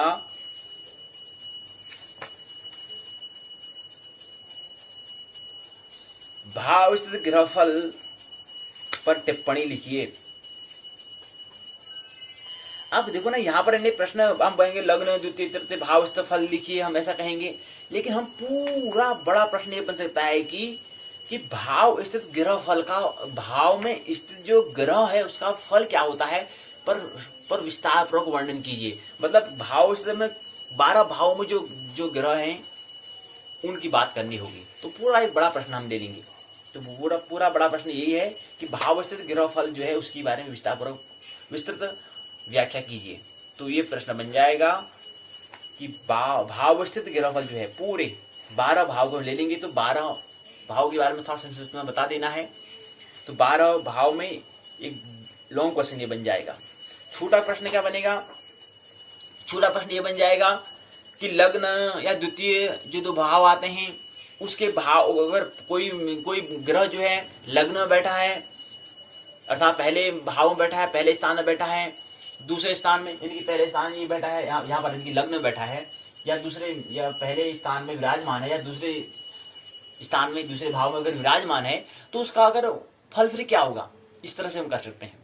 क्योंकि 7 अंक का ज्यादा बहुत बड़ा नहीं करना है, 7 अंक का प्रश्न में पूछा गया है, सवाल पूछा गया है, तो उसमें एक तो इकाई नहीं। या ऐसा ले सकते हैं कि कोई ग्रह अगर 8वें भाव में बैठा है, 8वें और 9वें भाव में अगर कोई ग्रह विराजमान है, तो उसका फल क्या होगा, उसके बारे में बात करते। तो ऐसे शॉर्ट क्वेश्चन बन जाएगा। तो ये हमारे शॉर्ट क्वेश्चन ऐसे बन सकते हैं, इस तरह से बन सकते हैं। लेकिन जो बड़ा हमने लॉन्ग क्वेश्चन जो हम करेंगे तो उसके अंदर जो छोटा प्रश्न है वो स्वतः ही इसमें समाविष्ट हो जाता है, स्वतः ही इसमें आ जाता है।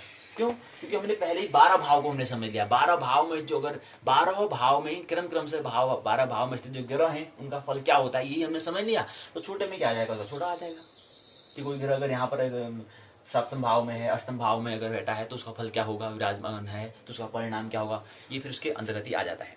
तो ये हमने देख लिया। तो ऐसे प्रश्न हमें बनाना है शॉर्ट क्वेश्चन, और लॉन्ग क्वेश्चन हमारा ये हो जाएगा 12 भाव में स्थित ग्रहफल का कीजिए। तो एक शॉर्ट एक लॉन्ग ये हमें करना है। तीसरा आता है भावेश फल। तीसरी इकाई में कह रहे हैं भावेश का फल क्या होता है, यानी भाव मतलब भावों का ईश्वर मालिक, उनके बारे में बताना है। तो उसके लिए हमें क्या करना है, प्रस्तावना उद्देश्य भावेश फल है, तो इसके लिए हमें भी एक छोटा एक बड़ा प्रश्न हमें बनाना होगा, एक लघु और एक दीर्घ प्रश्न हमें तैयार करना होगा। तो इसमें क्या दिया है, भावेश फल पूछा है। पहले में पूछा था कि भाव में स्थित, भाव में मौजूद, भाव मतलब कमरा, अगर कमरा है, कमरा में जो कमरा है उसमें अगर कोई सामान रखा है उसका अगर स्थित है तो उसका क्या परिणाम होता है। अगर कमरा है, कमरे में अगर हमने हीटर जला रखा है तो उससे क्या होगा, कमरा गर्म होगा। ऐसे ही कोई स्थान है कि पहले भाव में दूसरे भाव में कोई ग्रह अगर विराजमान है, स्थित है, मौजूद है, तो उसका फल क्या होता है। जैसे कमरे में हीटर था तो वो गर्म करेगा, क्योंकि इसका काम गर्म करना है, इसको ही तभी हीटर बोल रहे हैं। हीट मतलब गर्म, उष्ण जो ऊष्मा दे, जो गर्म करे। ऐसे ही अगर यहाँ पर ग्रह बैठे तो उसका क्या फल होगा, इसको हम समझ रहे हैं। अब यहाँ पर आए कि अब यहाँ पर क्या है, ठीक विपरीत है इसमें। यहाँ पर कमरे की बात हो रही है, कमरे में मौजूद नहीं, कमरे की बात हो रही है कि कमरा है, उसका क्या फल होता है। अगर पहला कमरा, दूसरा कमरा, पहले मंजिले, 2 मंजिले, 3 मंजिला अगर ऐसा है, पहले मंजिला का कमरा, दूसरे मंजिला का कमरा, तो ऐसे अगर कमरा है तो कमरे का क्या फल होता है, यानी भावेश, उसमें कमरे में रहने वाले जो ग्रह है उसका क्या फल होता है। तो ये हमें देखना है, भावेश फल, भाव धन ईश का फल क्या होता है, ये हमें समझना है। पहले में ग्रह की बात कर रहे थे, भाव में अगर कोई ग्रह स्थित है तो उसका हम फल की बात कर रहे थे। यहाँ पर भावेश का फल, ख्याल रहे दोनों में अंतर एक जैसी लग रही होगी बात। क्यों? क्योंकि दोनों में ग्रह है लेकिन अंतर है भाई, क्योंकि भाव में स्थित ग्रह और भावेश कौन होगा, भावेश ग्रह होगा। ग्रह इनकी सूर्य होगा, चंद्रमा होगा, मंगल होगा, बुध होगा, बृहस्पति होगा, शुक्र होगा, शनि होगा, राहु होगा या केतु होगा, मतलब ग्रह ये होंगे। भावों का ईश्वर। और यहां पर भी तो हम कह रहे हैं ग्रह स्थित, किसी भाव में स्थित ग्रह, इससे पहले इकाई में, लेकिन दोनों में अंतर है, दोनों में भेद है। क्योंकि भाव में स्थित ग्रह और भावेश का फल, मतलब कहने का मतलब है कि जो स्थान होते हैं वो एक निश्चित होता है कि पहले स्थान में सूर्य ही इस कमरे को देखेगा, ये भावेश कहलाएगा। यानी कि पहले स्थान का जो स्वामी होता है, जो भावेश होता है, वो कौन होता है, सूर्य होता है। ये निश्चित बात है। हो सकता है अब दूसरे पहले जो इकाई में कहा था कि भावेश ग्रहफल, हो सकता है कि ये इसका घर यहाँ देखता है, लेकिन ऐसी स्थिति में ये यहाँ रहकर यहाँ अगर 8वें भाव में विराजमान हो तो ये अंतर है। तो पहले जो इकाई थी कि कोई ग्रह यहाँ पर विराजमान है, किसी भाव में अगर स्थित है तो उसका क्या परिणाम होगा। दूसरे में है कि जो पहला भाव जो होता है वो सूर्य का ही होता है, दूसरा चंद्रमा का ही होता है, तीसरा मंगल का ही होता है। तो उसका जो ईश्वर है उसका फल क्या होता है, जो स्वामी है उसका क्या परिणाम होता है। तो ये दोनों इकाई में थोड़ा ये भेद है, ये समझ एक ही मत समझ, एक ही न समझे और असमंजस में न रहे, तो ये हमें समझना है। इसके लिए भी हमें एक छोटा एक बड़ा प्रश्न हमें करना होगा। प्रश्न ये बन जाएगा कि भावेश से आप क्या समझते हैं, भावेश फल से क्या तात्पर्य है, विस्तार पूर्वक वर्णन कीजिए। क्या हो जाएगा हमारा लॉन्ग क्वेश्चन ये बन जाएगा। छोटा क्वेश्चन बनने के क्या करना पड़ेगा, सप्तमेश अष्टमेश भाग्य इसका फल लिखिए, छोटा क्वेश्चन हमारा बन जाएगा। कहेंगे सप्तमेश, अब सप्तमेश हमने कहा कि सप्तम और अष्टम की बात हो रही है। अगर 7 अंक को भी अगर हम 3-3 अंक की अगर बात करें, 3-3 अंक हम अगर उसको बांटें तो फिर सप्तमेश और अष्टमेश का फल लिखिए, तो ये शॉर्ट क्वेश्चन यहाँ से बन सकता है। तो शॉर्ट क्वेश्चन ये ऐसे बन जाएगा। फिर अगला आता है द्विग्रादी योगफल आ गया। यहां पर भी हमें 2 क्वेश्चन तैयार करने हैं कि एक आप तीसरे अगले इकाई में कहते हैं द्विग्रह, मतलब एक स्थान में, एक ही भाव में 2 ग्रह आ जाए, 3 ग्रह आ जाए, 4 ग्रह आ जाए, 5 ग्रह आ जाए, 6 ग्रह आ जाए, तो उसका क्या, उसका द्विग्रह का योग जो योग बन जाए तो उसका फल क्या होगा। तो फल की बात करें तो इसलिए पहला प्रश्न बन जाएगा छोटा प्रश्न बन जाएगा द्विग्रह योग फल लिखिए। छोटा क्वेश्चन तो ये बन जाएगा, शॉर्ट क्वेश्चन तो ये बन जाएगा कि द्विग्रह योगफल लिखिए। जबकि दीर्घ जो बड़ा प्रश्न बन जाएगा द्विग्रह आदि योगफल पर विस्तार पूर्वक वर्णन कीजिए। यानी कि द्विग्रह आदि मतलब उसमें द्विग्रह, 3 ग्रह, 4 ग्रह, 5 ग्रह, 6 ग्रह, सभी 7 ग्रह, सभी ग्रह की बात आ जाएगी, सभी ग्रह योग की बात आ जाएगी। तो शॉर्ट क्वेश्चन ये बनेगा। जबकि दीर्घ बन जाएगा द्विग्रह आदि योगफल, जो द्विग्रह आदि जो योगफल है उसमें विस्तार पूर्वक वर्णन, यानी कि इकाई को देखकर ही पूरी क्या बन जाएगी, हमारी एक लॉन्ग क्वेश्चन बन जाएगा। बस ये मूल बात। अगला आता है 5वां दृष्टिफल। दृष्टिफल में बात आती है, दृष्टि में यहाँ पर भी हमें 2 प्रश्न करने हैं। दृष्टि का फल क्या होता है, यहाँ पर एक छोटा प्रश्न बन जाएगा दृष्टि फल पर विस्तार पूर्वक वर्णन कीजिए, ये बना हमारा लॉन्ग क्वेश्चन, बड़ा प्रश्न बन गया। जबकि दूसरा प्रश्न आता है कि अगर लग्न और द्वितीय भाव अगर कोई स्थित है तो वो क्या होगा, शॉर्ट क्वेश्चन ये बन जाएगा। या सूर्य चंद्र ग्रह दृष्टिफल क्या होता है, या ये शॉर्ट क्वेश्चन बन जाएगा। तो ऐसा छोटा प्रश्न बनता है और ऐसा बड़ा प्रश्न बनता है, ये हमें ख्याल रहे। यहीं पर एक तीसरा खंड पूर्ण होता है। तीसरा खंड जो हमारा हमने कहा फलादेश निर्णय, वो पूर्ण होता है। अगला आता है चौथा खंड है दशाफल विचार। पहली है विंशोत्तरी दशा। यहां पर भी हमें एक बड़ा छोटा प्रश्न हमें तैयार करना है। विंशोत्तरी दशाफल क्या होता है, विंशोत्तरी दशाफल क्या है।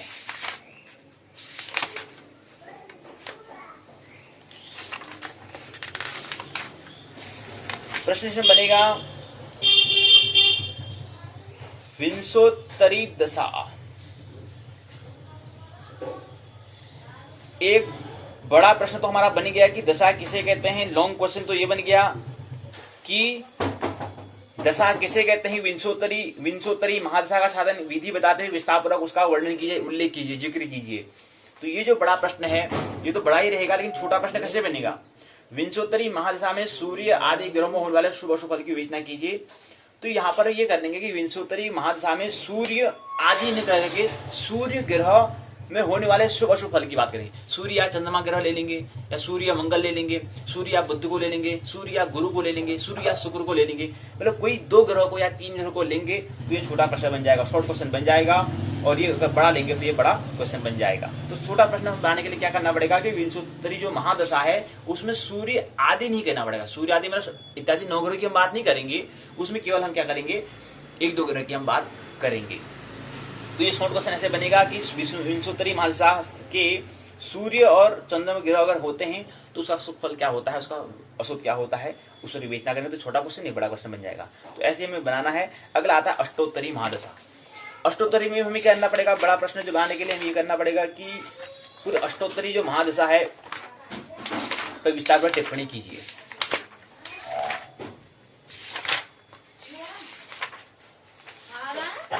अष्टोत्तरी महादशा का साधन, क्योंकि हमने कहा कि विंशोत्तरी और अष्टोत्तरी, हमने कहा कि दशा जो होती है 5 प्रकार की होती हैं। पहली होती है महादशा, और महादशा के अंतर्गत ही विंशोत्तरी दशा और अष्टोत्तरी दशा 120 वर्ष की और 108 वर्ष की दशा होती है। जो 120 वर्ष की उसको विंशोत्तरी, जो 108 वर्ष की उसको अष्टोत्तरी दशा बोलेंगे, वो महादशा के अंतर्गत आती है। जो दशा के हम 5, पहला महादशा, दूसरा दादी का कुछ नहीं करने देता है ना। अंतरदशा, फिर प्रत्यंतर दशा, फिर सूक्ष्म दशा, फिर प्राण दशा, ये 5 अंग होते हैं, ये 5 दशा होती है। महादशा, महादशा के अंतर्गत हमने कहा कि अष्टोत्तरी महादशा और विंशोत्तरी महादशा, ये दो दशा हमने कही। फिर दूसरा हमने कहा कि अंतरदशा, दूसरा। तीसरा हमने कहा प्रत्यंतर दशा, चौथा कहा हमने सूक्ष्म दशा, पांचवा हमने प्राण दशा, ये कहा। तो यहाँ पर अष्टोत्तरी इनकी महादशा की बात हो रही है। तो प्रश्न बनेगा कि अष्टोत्तरी महादशा साधन की विधि बताकर विस्तार पर उसका जिक्र कीजिए। तो ये बड़ा बन गया, लॉन्ग क्वेश्चन बन गया। छोटा क्वेश्चन बनाने के लिए अष्टोत्तरी महादशा में सूर्य आदि, सूर्य ग्रह, सूर्य आदि नहीं कहेंगे यहाँ पर, सूर्य ग्रह या चंद्र ग्रह है अगर विराजमान हो तो उसका शुभ अशुभ क्या होगा, उसका फल क्या होगा। तो ये शॉर्ट क्वेश्चन यही से हम बनाना पड़ेगा हमें। तो शॉर्ट क्वेश्चन ऐसे, छोटा लघु क्वेश्चन ऐसा बनेगा और दीर्घ ऐसा बन जाता है। तो यहीं पर अगले क्रम में आते हैं योगनी दशा। अब योग बनता है दोनों से। योगनी दशा में जो इकाई हमारा तीसरी इकाई है, इसमें बताना पड़ेगा कि योगनी जो महादशा है, योगनी जो दशा है, महादशा केवल 2 ही हैं, अष्टोत्तरी और विंशोत्तरी। योगनी में ये योग बनते हैं। योगनी मतलब योग से मतलब का शब्द बना है, मतलब कोई योग बनता है, योग से बना हुआ है। योगिनी में योग, अब किस किस का योग होता, किसी के योग से दशा बन जाती है, किसी के जोड़ने से ये दशा बनी, उस दशा की हम बात करते हैं। तो ये दशा भी है, लेकिन वैसे 5 अंगों के अंदर ये दशा की जिक्र नहीं है, क्योंकि इसमें तो बात हमने क्या महादशा की बात की है, अंतर और प्रत्यंतर की बात की है, फिर सूक्ष्म की प्राण के करीब। योग ने मतलब योग बनता है, मतलब इसको भी दशा दशा का एक हिस्सा तो है, लेकिन वो मुख्य योग जो हम बात करते हैं 5 दशा, उसके अंदर नहीं आता है। योगनी दशा भी है, योग में योग बनता है, दोनों का संयोग से बनता है। हो सकता है कि वो विंशोत्तरी महादशा या अष्टोत्तरी महादशा या सूक्ष्म महादशा या अंतर या प्रत्यंतर या प्राण दशा के अंतर किसी में आता हो। हम कहते हैं ना, जैसे हम कहते हैं कि मन के 3 हिस्से, मन के 2 भाग होते हैं, एक चेतन एक अचेतन, एक कॉन्शियसनेस एक अनकॉन्शियसनेस होता है, एक चेतन एक अचेतन। लेकिन एक मध्य में भी तो होता है, द्विविधा की जब स्थिति होती है तो, लेकिन वो द्विविधा की कुछ समय की होती है। तो योग जो बनता है वही पूरे निरंतर लंबे समय के लिए नहीं रहते हैं, कुछ समय के लिए रहते होंगे। तो हो सकता है कि कभी महादशा के अंदर, महादशा 5 जो हम दशा बता रहे हैं, किसी एक मध्य में रहता होगा कुछ समय के लिए, योग बनता होगा, फिर बात पूर्ण हो जाती हुई। ऐसे जब द्विविधा में होते हैं तो किसी में हम द्वंद्व में होते हैं, लेकिन द्वंद्व कुछ समय के लिए होता है, या तो हम फिर चेतन में होंगे या फिर अचेतन में हो जाएंगे। तो ऐसे यहाँ पर भी है कि योग दशा भी क्या है, उन 5 दशाओं के अंदर किसी मध्य में होगी, कुछ समय के लिए होती होगी, फिर वो या तो महादशा में या अन्य अंतर प्रत्यंतर सूक्ष्म या प्राण के किसी अन्य जो 5 अन्य जो दशा है उसके अंतर्गत हो जाती होगी। योगनी दशा ये है। तो यहाँ पर प्रश्न बनेगा, योगिनी, अब फिर हमने योगिनी में कहा कि 8 इसके प्रकार होते हैं, योग बनते हैं। तो इसमें आएगा कि योगिनी दशा का उल्लेख करते हुए फलादेश कर्तव्य विस्तार वर्णन कीजिए। तो पहला प्रश्न बन जाएगा, लॉन्ग क्वेश्चन बन जाएगा ये। दूसरा आता है योगिनी दशा का ज्योतिष में क्या उपयोग है इसका। छोटा प्रश्न बन जाएगा योगिनी दशा का ज्योतिष में क्या उपयोग है, शॉर्ट क्वेश्चन यहां से बन जाएगा। तो एक लॉन्ग क्वेश्चन बना और एक छोटा क्वेश्चन बन गया कि छोटा प्रश्न बना योगिनी दशा का ज्योतिष में क्या उपयोग है, 7 अंग का। दूसरा, योगिनी दशा का उल्लेख करते हुए फलादेश का कर्तव्य आदि का विस्तार पर वर्णन कीजिए। ये क्या है, हमारा दीर्घ है। अब चौथी इकाई आती है अंतर दशाफल। इसमें हमें प्रश्न बनेगा बड़ा और छोटा, 2 प्रश्न यहां पर भी तैयार करने हैं।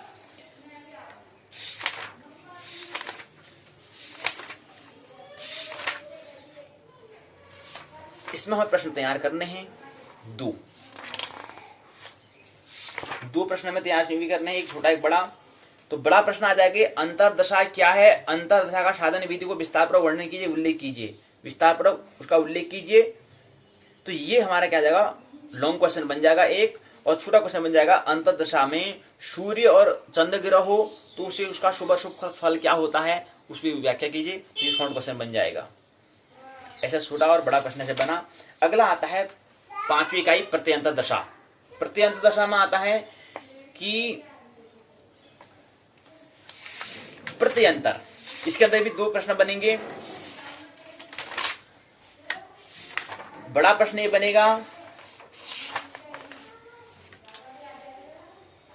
प्रत्यंतर दशा क्या है? प्रत्यंतर दशा साधन की विधि को बताते हुए विस्तार पर वर्णन किया। ये बना हमारा दीर्घ प्रश्न बना।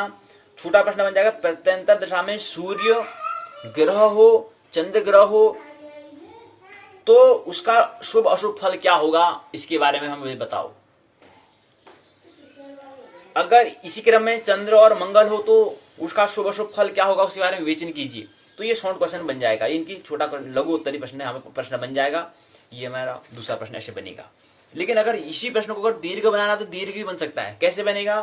प्रत्यंतर महादशा में सूर्य आदि यानी कि सूर्य आ गया, मंगल आ गया, चंद्रमा आ गया, बुध आ गया, गुरु आ गया, शुक्र आ गया, शनि आ गया, राहु आ गया, केतु आ गया, ये 9 ग्रह क्या आएंगे अगर अगर अगर प्रत्यंतर दशा में है तो शुभ अशुभ फल की विवेचना की। तो ये बड़ा प्रश्न बन जाएगा, यही प्रश्न बड़ा बन जाएगा।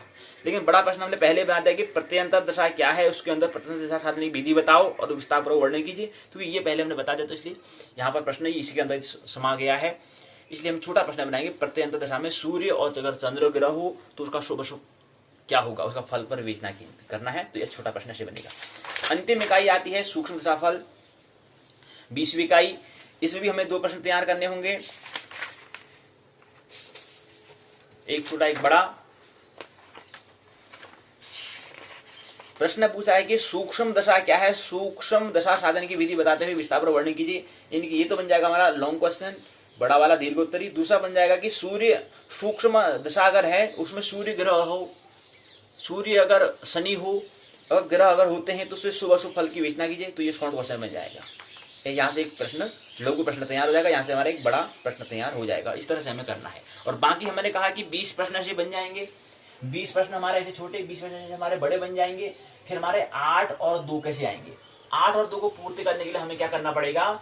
ये जो 8 प्रश्नों को पूर्ति करने के लिए जातक संबंध नामक जो पहला खंड है, ग्रह भाव विचार नामक जो दूसरा खंड है, इसके अंतर्गत आने वाले जो कुल 9 इकाइयां हैं, इन 9 इकाइयों में पहली इकाई, दूसरी इकाई, तीसरी इकाई, 5वीं इकाई से हमें क्या लेना, प्रश्न देना होगा। और 6ठी इकाई, यहां से हमें क्या लेना है, 4 प्रश्न हमें लेने हैं। इन 2 जो बता रहे हैं यहां से हमें 1 2 3 4 5, यहां से हमें क्या करना होगा, इसको लेना होगा। इनकी 2 जातक स्कंद यहां से हमें क्या है, जातक स्कंद और ग्रह भाव विचार, यहां से हमें क्या लेना है, इसको हमने लेना है। तो ये जो हमारे 9 इकाई है, 9 इकाई में से हमें क्या है, कोई एक इकाई को पर हमें छोड़ते हुए, लेकिन 9 इकाई में से एक प्रश्न हमें तैयार 8 प्रश्न हमें तैयार करने होंगे। 9 इकाई में एक इकाई को छोड़ करके जो 8 इकाई है, उस 8 इकाई में से 8 प्रश्न और लेने होंगे। इस हिसाब से 20 धन 8 बराबर 28 क्वेश्चन छोटे वाले हो जाएंगे। और इसी क्रम में अगला फिर ग्रह भाव विचार, जो तीसरा जो है फलादेश निर्णय और दशाफल विचार। क्योंकि यहाँ पर 20 जो लघु दीर्घ की हम बात कर रहे हैं, दीर्घ में 2 प्रश्न और चाहिए, तो उसके लिए फलादेश निर्णय जो है ये पूरी इकाई, इसके जो इसके अंतर्गत आने वाली जो 5 इकाई उसकी हम पूरी बात करेंगे। और दूसरा दशाफल विचार, इससे अंतर्गत आने वाली जो 6 इकाई उसकी हम बात करेंगे। तो इस हिसाब से एक यहाँ से तो दीर्घ उत्तरी भी क्या आ जाएगा, 20 धन 2, जैसे 20 धन 2 बराबर 22 प्रश्न ऐसे बन जाएंगे। इस हिसाब से 28 + 22 और 50 क्वेश्चन ऐसे बन जाते हैं। और हमें केवल ये जो 50 क्वेश्चन तैयार करने हैं, 50 क्वेश्चन में से हमें केवल प्रश्न का उत्तर कितना देना है। जो परीक्षण जो होगा, जो परीक्षा जो होगी, उसमें केवल जो लघु में है उसमें केवल 5 प्रश्न होंगे। और एक 7 का हो तो 7 × 5 = 35, और 22 में से केवल हमें 3 प्रश्न देने हैं। और एक 15 अंक का, तो 15 × 45, 35 और 45 के 80 बनता है। लिखित में केवल हमें 5, 3, 8 प्रश्न हमें तैयार करने हैं। 5 छोटे करने हैं, 3 बड़े प्रश्न करने हैं। 5 और 3 को ध्यान रखते हुए हमें क्या करना है, 50 क्वेश्चन, 28 और 22, 28 छोटे 22 बड़े प्रश्न तैयार हमें करने हैं, ताकि जो परीक्षा में हमें 5 और 3, इनकी 5 छोटा प्रश्न, 3 बड़ा प्रश्न जो पूछा जा रहा है वो उसमें आ जाए। इसलिए हमें पूरी जो इकाई जो दी गई है, इसमें 300 पृष्ठ की जो पूरा पुस्तक जो दिया गया है, जिस पुस्तक का शीर्षक का नाम है, इस पुस्तक का जो शीर्षक रखा है जातक शास्त्र और फलादेश सिद्धांत, उसकी जो 20 इकाइयां दी हैं, उसके अंदर जो 4 खंड में जो रखा गया है, उसमें से केवल हमें 50 क्वेश्चन में इसको दे देना है। 50 में से केवल हमें 5 और 3 प्रश्न का हमें उत्तर हमें देना है। इस समय करने के लिए हमें इतना पूरा देखना पड़ता है। तो पहले राउंड हमने ये देखा, पहले कल की पाठशाला में इसको एक बार हम पुनरावृत्ति और कर लेंगे कि कैसे प्रश्न और हमें देखना है। तो कल की पाठशाला में ये ले लेंगे, और थोड़ा कुछ सूचना होगी इसको ले लेंगे। कल की पाठशाला में ये करना है। तो कल का हमारा जो पुनरावृत्ति जो हम कर रहे हैं, पुनर्दर्शन हम देख रहे हैं, तो उसमें आज हमने ये देखा कि पहले कल के हमने जो पाठशाला थी उसमें ये देखा कि पहला खंड और दूसरा खंड जाता है इसके अंदर ग्रहभाव विचार को ये देखा। आज की इकाई में हमने देखा थर्ड निर्णय और दशाफल विचार, उसको हमने पुनरावृत्ति में कैसे प्रश्न हमें तैयार करने हैं, कौन से इकाई से कितने प्रश्न तैयार करने, ये हमने देखा। आइए पाठशाला के जो भाग 2 है उसको विराम देते हैं, पाठशाला के भाग 1 में आइए प्रवेश करें। तो पाठशाला का जो भाग 1 है उसमें हम उत्तराखंड मुक्त विश्वविद्यालय UOU के स्नातक प्रथम वर्ष के हम पाठ्यक्रम पर चर्चा कर रहे हैं। पहला जो वर्ष था, स्नातक प्रथम वर्ष जो था, उसमें हमने बात की थी कि जो पहला प्रश्न पत्र वो था ब्रह्मांड एवं काल। ब्रह्मांड और काल को समझने का हम प्रयास कर रहे थे। ब्रह्मांड के अंतर्गत हमने जो खगोल हम जहाँ पर अध्ययन करते हैं उसमें हम खगोल को देखते हैं कि ब्रह्मांड में और दूर और पृथ्वी के और उसके आगे और क्या है, सौरमंडल के और आगे, और फिर आकाशगंगा से आगे और क्या है देखना, वो पूरा काम खगोलविदों का होता है। लेकिन हमारा काम है कि उत्तराखंड UOU ने पहले खंड में जो इकाइयाँ दी गई हैं उसमें केवल हमें खगोल के बारे में समझना है, केवल एक खंड में। बाकी शेष खंड में हमें क्या करना है, ज्योतिष के जो 3 भाग हम कह रहे हैं, सिद्धांत तंत्र को भी फिलहाल यहाँ पर नहीं समझना है हमें, नहीं स्नातक प्रथम वर्ष में समझा हमने, नहीं स्नातक द्वितीय वर्ष में समझना है, नहीं स्नातक तृतीय वर्ष में समझना है। तो यहाँ पर केवल हमें सिद्धांत तंत्र को नहीं समझना है, संहिता को भी नहीं समझना है, हमें केवल तीसरा ज्योतिष का जो तीसरा हिस्सा जातक हो रहा या फलित ज्योतिष उसको समझना है। तो फलित ज्योतिष को यहाँ पर जो पाठ्यक्रम जो है हम बनाया गया है उत्तराखंड UOU के द्वारा, वो फलित ज्योतिष पर बनाया गया है स्नातक में। तो फलित ज्योतिष को हम समझने का प्रयास, फलित आज हम जातक की जातक मतलब व्यक्ति के बारे में, तो मैं कोई ज्यादा विस्तार से खगोल अष्टमी खगोल विद्या में नहीं समझना है, उसको केवल हमें स्नातक प्रथम वर्ष में केवल एक खंड में हमें समझना है, तो उसी को हम समझने का प्रयास हम कर रहे हैं। तो पहले हमने आकाशगंगा निहारिका को हमें देख ही लिया था, हम सौर मंडल को समझने का हम प्रयास कर रहे थे। तो सौर मंडल के अंदर सूर्य की हमने बात की थी। अब उसी क्रम में आगे आज थोड़ा और बातें कर लेते हैं। हमने कहा कि कल की पाठशाला में हमने कहा कि ग्रह होते हैं, ग्रह के भाग होते हैं। हमने कहा एक परंपरागत ग्रह होते हैं, एक बौने ग्रह होते हैं, एक लघु सौर मंडलीय पिंड होते हैं, ये हमने कहा कि। और ग्रहों की हमने शर्त बताई थी कि ये शर्त अगर होंगी, ये नियम अगर ये शर्त को फॉलो जो करेगा, जो इसको लागू जिसमें होगा वह ग्रह कहलाएगा पारंपरिक। और फिर हमने कहा कि ग्रह जो होते हैं वो आंतरिक और बाह्य ग्रह होते हैं। कल हमने ये भी देखा कि आंतरिक ग्रह में हमने कहा कि कौन आंतरिक ग्रह, जो इनर जो प्लैनेट है उसमें बुध आता है, क्योंकि सूर्य के बाद जो है, सूर्य के जस्ट बगल में क्या है, उसके तुरंत बाद क्या आता है, बुध ग्रह आता है। बुध के बाद फिर शुक्र आता है, शुक्र के बाद फिर आता है पृथ्वी, तो पृथ्वी के बाद आता है मंगल। तो ये ग्रह क्या है, ये आंतरिक इनर प्लैनेट है। इनर मतलब किसके हिसाब से कह रहे हैं, मतलब सूर्य के नजदीक जो है इसको। उसके बाद फिर इसकी मंगल के बाद फिर आगे क्या आता है, फिर जो उसके बाद फिर बाहर, फिर मध्य में थोड़ा स्थान है, रिक्त स्थान, थोड़ा अंतराल है, उसके बाद फिर आगे फिर ग्रह है। कौन सी ग्रह है, पट्टिका है, एक पट्टिका आती है, उसके बाद फिर आगे फिर ग्रह है, आउटर प्लैनेट उसको हम कहते हैं। तो बीच में थोड़ा रिक्त स्थान अवकाश के बाद फिर आगे फिर ग्रह आते हैं, उसका नाम है आउटर प्लैनेट। उसमें आता है बृहस्पति, फिर शनि, फिर अरुण, फिर वरुण। तो ये 4 ग्रह क्या हैं, बाह्य ग्रह हैं। तो कभी कभी प्रश्न पूछ लिया जाता है कि बताओ कि जो हमारे आंतरिक ग्रह जो हैं और बाह्य ग्रह कौन कौन से हैं। अगर बुध है तो आंतरिक है कि बाह्य ग्रह, कौन ग्रह है। तो बुध में कह रहे हैं कि पृथ्वी के जो सूर्य है उसके तुरंत बाद क्या है, बुध आता है, बुध के बाद शुक्र आता है, शुक्र के बाद पृथ्वी, पृथ्वी के बाद मंगल। 4 ग्रह, बुध, शुक्र, पृथ्वी और मंगल, 4 ग्रह इनर आंतरिक सूर्य के नजदीक है। उसका फिर आगे दूरी बढ़ती जाती है, फिर बीच में थोड़ा अंतराल वही पट्टिका जिसे आती है, उसके बाद फिर आगे फिर बृहस्पति, बृहस्पति के बाद शनि, शनि के बाद अरुण, अरुण का वरुण। ये 4 ग्रह क्या है, बाह्य ग्रह हैं। ये हमने कल समझा था। फिर हमने घटते के आकार के घटते हुए देखा था, घनत्व के आकार में देखा था, दूरी के आधार पर हमने देखा था। दूरी के आधार पर हमने कहा कि बुध, फिर शुक्र, फिर पृथ्वी, फिर मंगल, फिर बृहस्पति, फिर शनि, फिर अरुण, फिर वरुण हमने कहा। फिर द्रव्यमान के आधार पर भी हमने कहा था। फिर हमने दिन की हम बात कर रहे थे, हमने कहा था कि दिन में जो बुध जो होता है वो 88 दिन में एक परिक्रमा कर लेता है। शुक्र जो है, यानी कि जो हम ग्रह जो कह रहे हैं, ग्रह किसके हैं, केंद्र में तो सूर्य है, केंद्र में सूर्य है। और केंद्र के बाद तुरंत बाद क्या आता है, बुध आता है, फिर थोड़ा दूरी में शुक्र आता है, फिर उसके दूरी में पृथ्वी, फिर उसके दूरी में फिर मंगल, फिर आगे दूरी में बृहस्पति, फिर शनि, फिर अरुण, फिर वरुण, फिर यम, प्लूटो इत्यादि बौने ग्रह भी आते हैं। लेकिन सबसे पहले नजदीक में क्या आता है, बुध ग्रह आता है, फिर शुक्र, फिर पृथ्वी, तीसरे नंबर में पृथ्वी आती है जिस पर अभी हम विराजमान हैं, जिस पर अभी हम हैं, जिस वसुधा में भी हम हैं, ये तीसरे क्रम में आती है। तो प्रश्न इनकी सूर्य से तीसरे नंबर में क्या है, पृथ्वी ग्रह आता है, भूमि आती है, वसुधा आती है। तो इसमें पहला जो बुध हुआ 88 दिन में क्या है, परिक्रमा सूर्य की कर लेता है। शुक्र 224.7 दिन में, 224 दिन 7 दिन में क्या है, परिक्रमा पूरा करता है। पृथ्वी जो है, मतलब सूर्य की पूरी परिक्रमा पृथ्वी 365 दिन 0.3 दिन में पूरी करती है। पृथ्वी परिक्रमा करने में कितना समय लगता है, 365 दिन, 3 दिन का समय लगता है। मंगल 687 दिन, बृहस्पति 11 वर्ष लग जाते हैं, 11.86 वर्ष लग जाते हैं बृहस्पति को। शनि को 29.46 वर्ष लग जाते हैं। अरुण को 84 वर्ष लग जाते हैं। वरुण को 164 वर्ष लग जाते हैं, 0.8 वर्ष लग जाते हैं। ये हमने कहा इतने वर्ष लग जाते हैं। तो बृहस्पति, शनि, अरुण, वरुण को क्या है, वर्ष लग जाते हैं, इसलिए आउटर हमने कहा।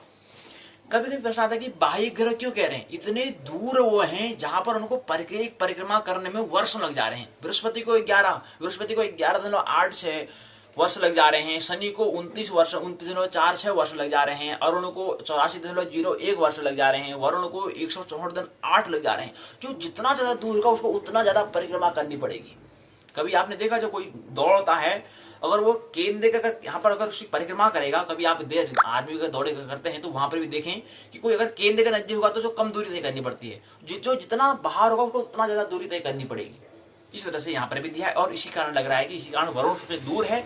8 ग्रहों में देखें तो वरुण सबसे ज्यादा दूर है, तो उसको 164.8 वर्ष लग जाते हैं। जबकि पृथ्वी क्या है, तीसरे नंबर में, तो वो 365 दिन में पूरी कर लेती है। और 365 दिन हम 1 वर्ष कहते हैं। और इसी के सापेक्ष हमने कहा 164 वर्ष, पृथ्वी के सापेक्ष हमने कहा कि 164 वर्ष लग जाते हैं। यानी कि पृथ्वी के 365.3 जो हम दिन कह रहे हैं, इस दिन से वर्ष जो बन रहा है, इसी के सापेक्ष वरुण क्या होता है, 164.8 वर्ष लग जाते हैं। इतना दूसरा दूर है ना, क्यों इतना दूर, सूर्य के परिक्रमा इतना घूम के आना पड़ता है। इतने करने में पृथ्वी क्या है, 164 वर्ष, पृथ्वी में 164 वर्ष हो जाएंगे, तब जाके वह एक परिक्रमा करेगा। यानी कि पृथ्वी के 164.8 परिक्रमा करने में तब जाकर वरुण एक परिक्रमा करेगा सूर्य की। इतनी दूरी में है, इसी कारण दूरी के हिसाब से इसकी गति होती है। ये हमने आज की पाठशाला में समझा। फिर परिक्रमण के अनुसार हम देख रहे हैं, परिक्रमण आए बृहस्पति, शनि, अरुण, वरुण, पृथ्वी, मंगल, बुध, शुक्र, परिभ्रमण मतलब घूमने के कारण। फिर अगला आता है अपने अपने कक्ष पर झुकाव के आधार पर शुक्र, बृहस्पति, बुध, पृथ्वी, मंगल, शनि, वरुण, अरुण। इसी क्रम में फिर शुक्र और अरुण का घूर्णन का परिक्रमण की दिशा का पूर्व से पश्चिम होता है, मतलब क्लॉकवाइज होता है। ये हम फिर कल की बात में कर लेंगे। इसी क्रम में फिर हम ग्रहों के बारे में थोड़ा समझेंगे। बुध ग्रह से प्रारंभ करेंगे, सूर्य के बारे में थोड़ा बहुत हमने समझ लिया है, फिर अन्य ग्रहों को समझने का हम प्रयास कल की पाठशाला में करेंगे, थोड़ा समझेंगे। मानना नहीं है, जानना है, आनंद महोत्सव पर जीवन जीना है। मेरी बातों को इतने प्रेम पूर्वक शांति से सुना, बहुत बहुत अनुग्रहित हूँ। अंत में सबके भीतर बैठे परमात्मा को प्रणाम करता हूँ, मेरा प्रणाम स्वीकार करें।